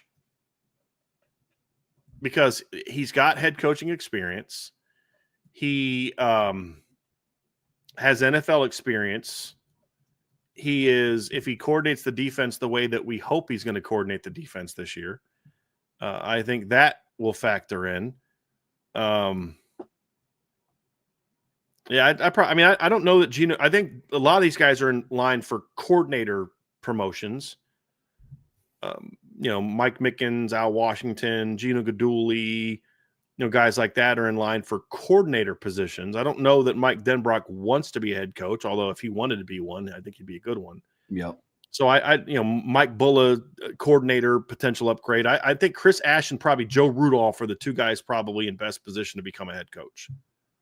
Of guys that may want to be head coaches. I don't know. I don't know about, who else that would be. Yeah. Yeah, for sure. Any other questions? No, I'm looking right now. This, Guns N' Roses asked what your shaving routine is, because the chat loses their minds when you don't have your beard. Yeah, I don't know kind of why that is, but just when I get tired of it, I mean, it really is that simple. It's just when I get tired of it, I'm good, I'm done. Fair enough. So that's really what it boils down to for me, is just when I'm tired of it. Fair enough. Yeah. So I wish I had a better answer for you, but that's kind of my answer. It is kind of funny that is something that I get a lot. I certainly get a lot. So, but yeah, that's why. And I used to do a goatee a lot, but I hate doing goatees. I really only ever did that for my wife, to be completely honest with you. She likes it. So I did one this weekend. I jumped in this weekend and did a little goatee for a couple of days for Ange, but yeah. So I'm gonna see if YouTube will let me end the show over here. There was another question, Trev.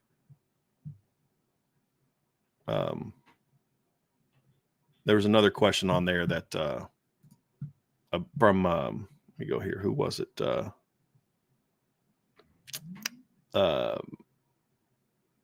Yeah, Guns N' Roses re-ranked 2022 quarterback class. I'd have to go back and look at that. And as I'm sitting here also trying to end the show, it's going to be hard for me to think through that. I'd have to go back and look at who some of those guys are. Yeah, we're getting some other ones in here. Go ahead and bring them up. Archer 452, resident Ohio State fan in the chat, asked, which opponent currently on the future schedule are you most excited about facing?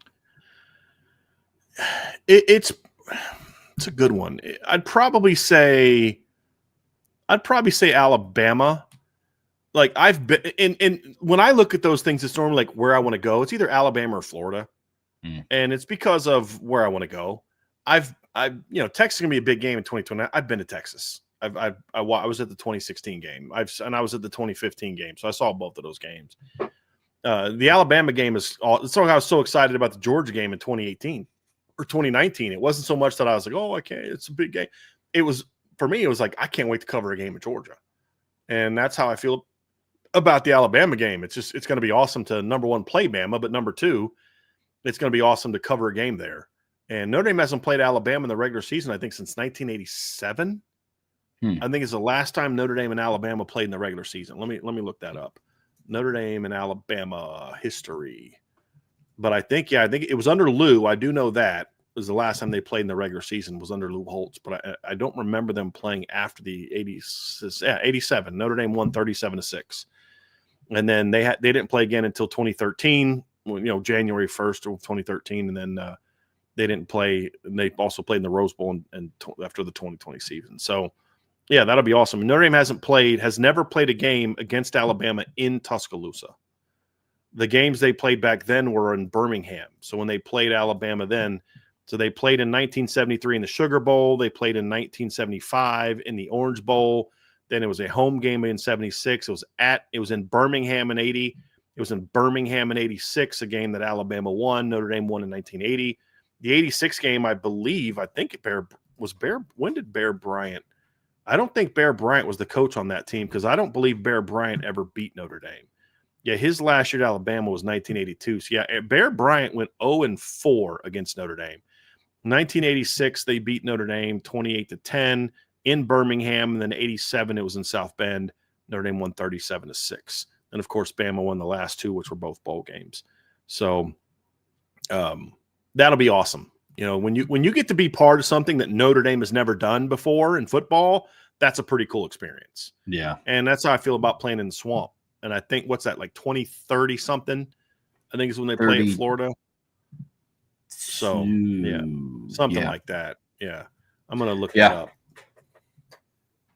We just got a super chat from ICBM. This is to help y'all get out of the matrix. Thanks, buddy. Appreciate that. I wonder what would happen if we just tried to leave the studio, but I'm afraid it won't even let us do that. If it's not letting us leave the studio. Like I hit end stream. There's no way to edit and leave the studio. Like there's no. Oh, I meant like us individually. Like you yourself tried to leave it. Just it would be us not there. It just would go. Well, so yeah. Streamyard, not and then I'd have no way to kind of let them know that there's a problem. I would hope that they're smart enough to know that that there's a problem, but I don't know that Streamyard is able to do that.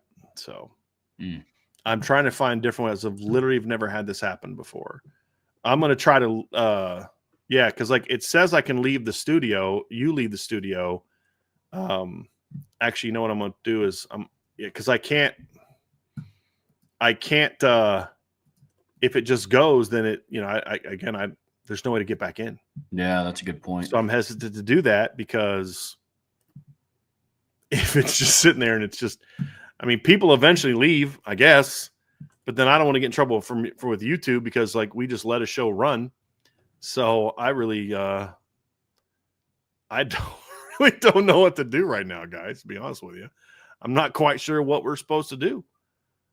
So I'm going to see if I can end it on YouTube and see if I can do that. But we'll see. But it's literally, let me see if I can try this. I'm going to try it here.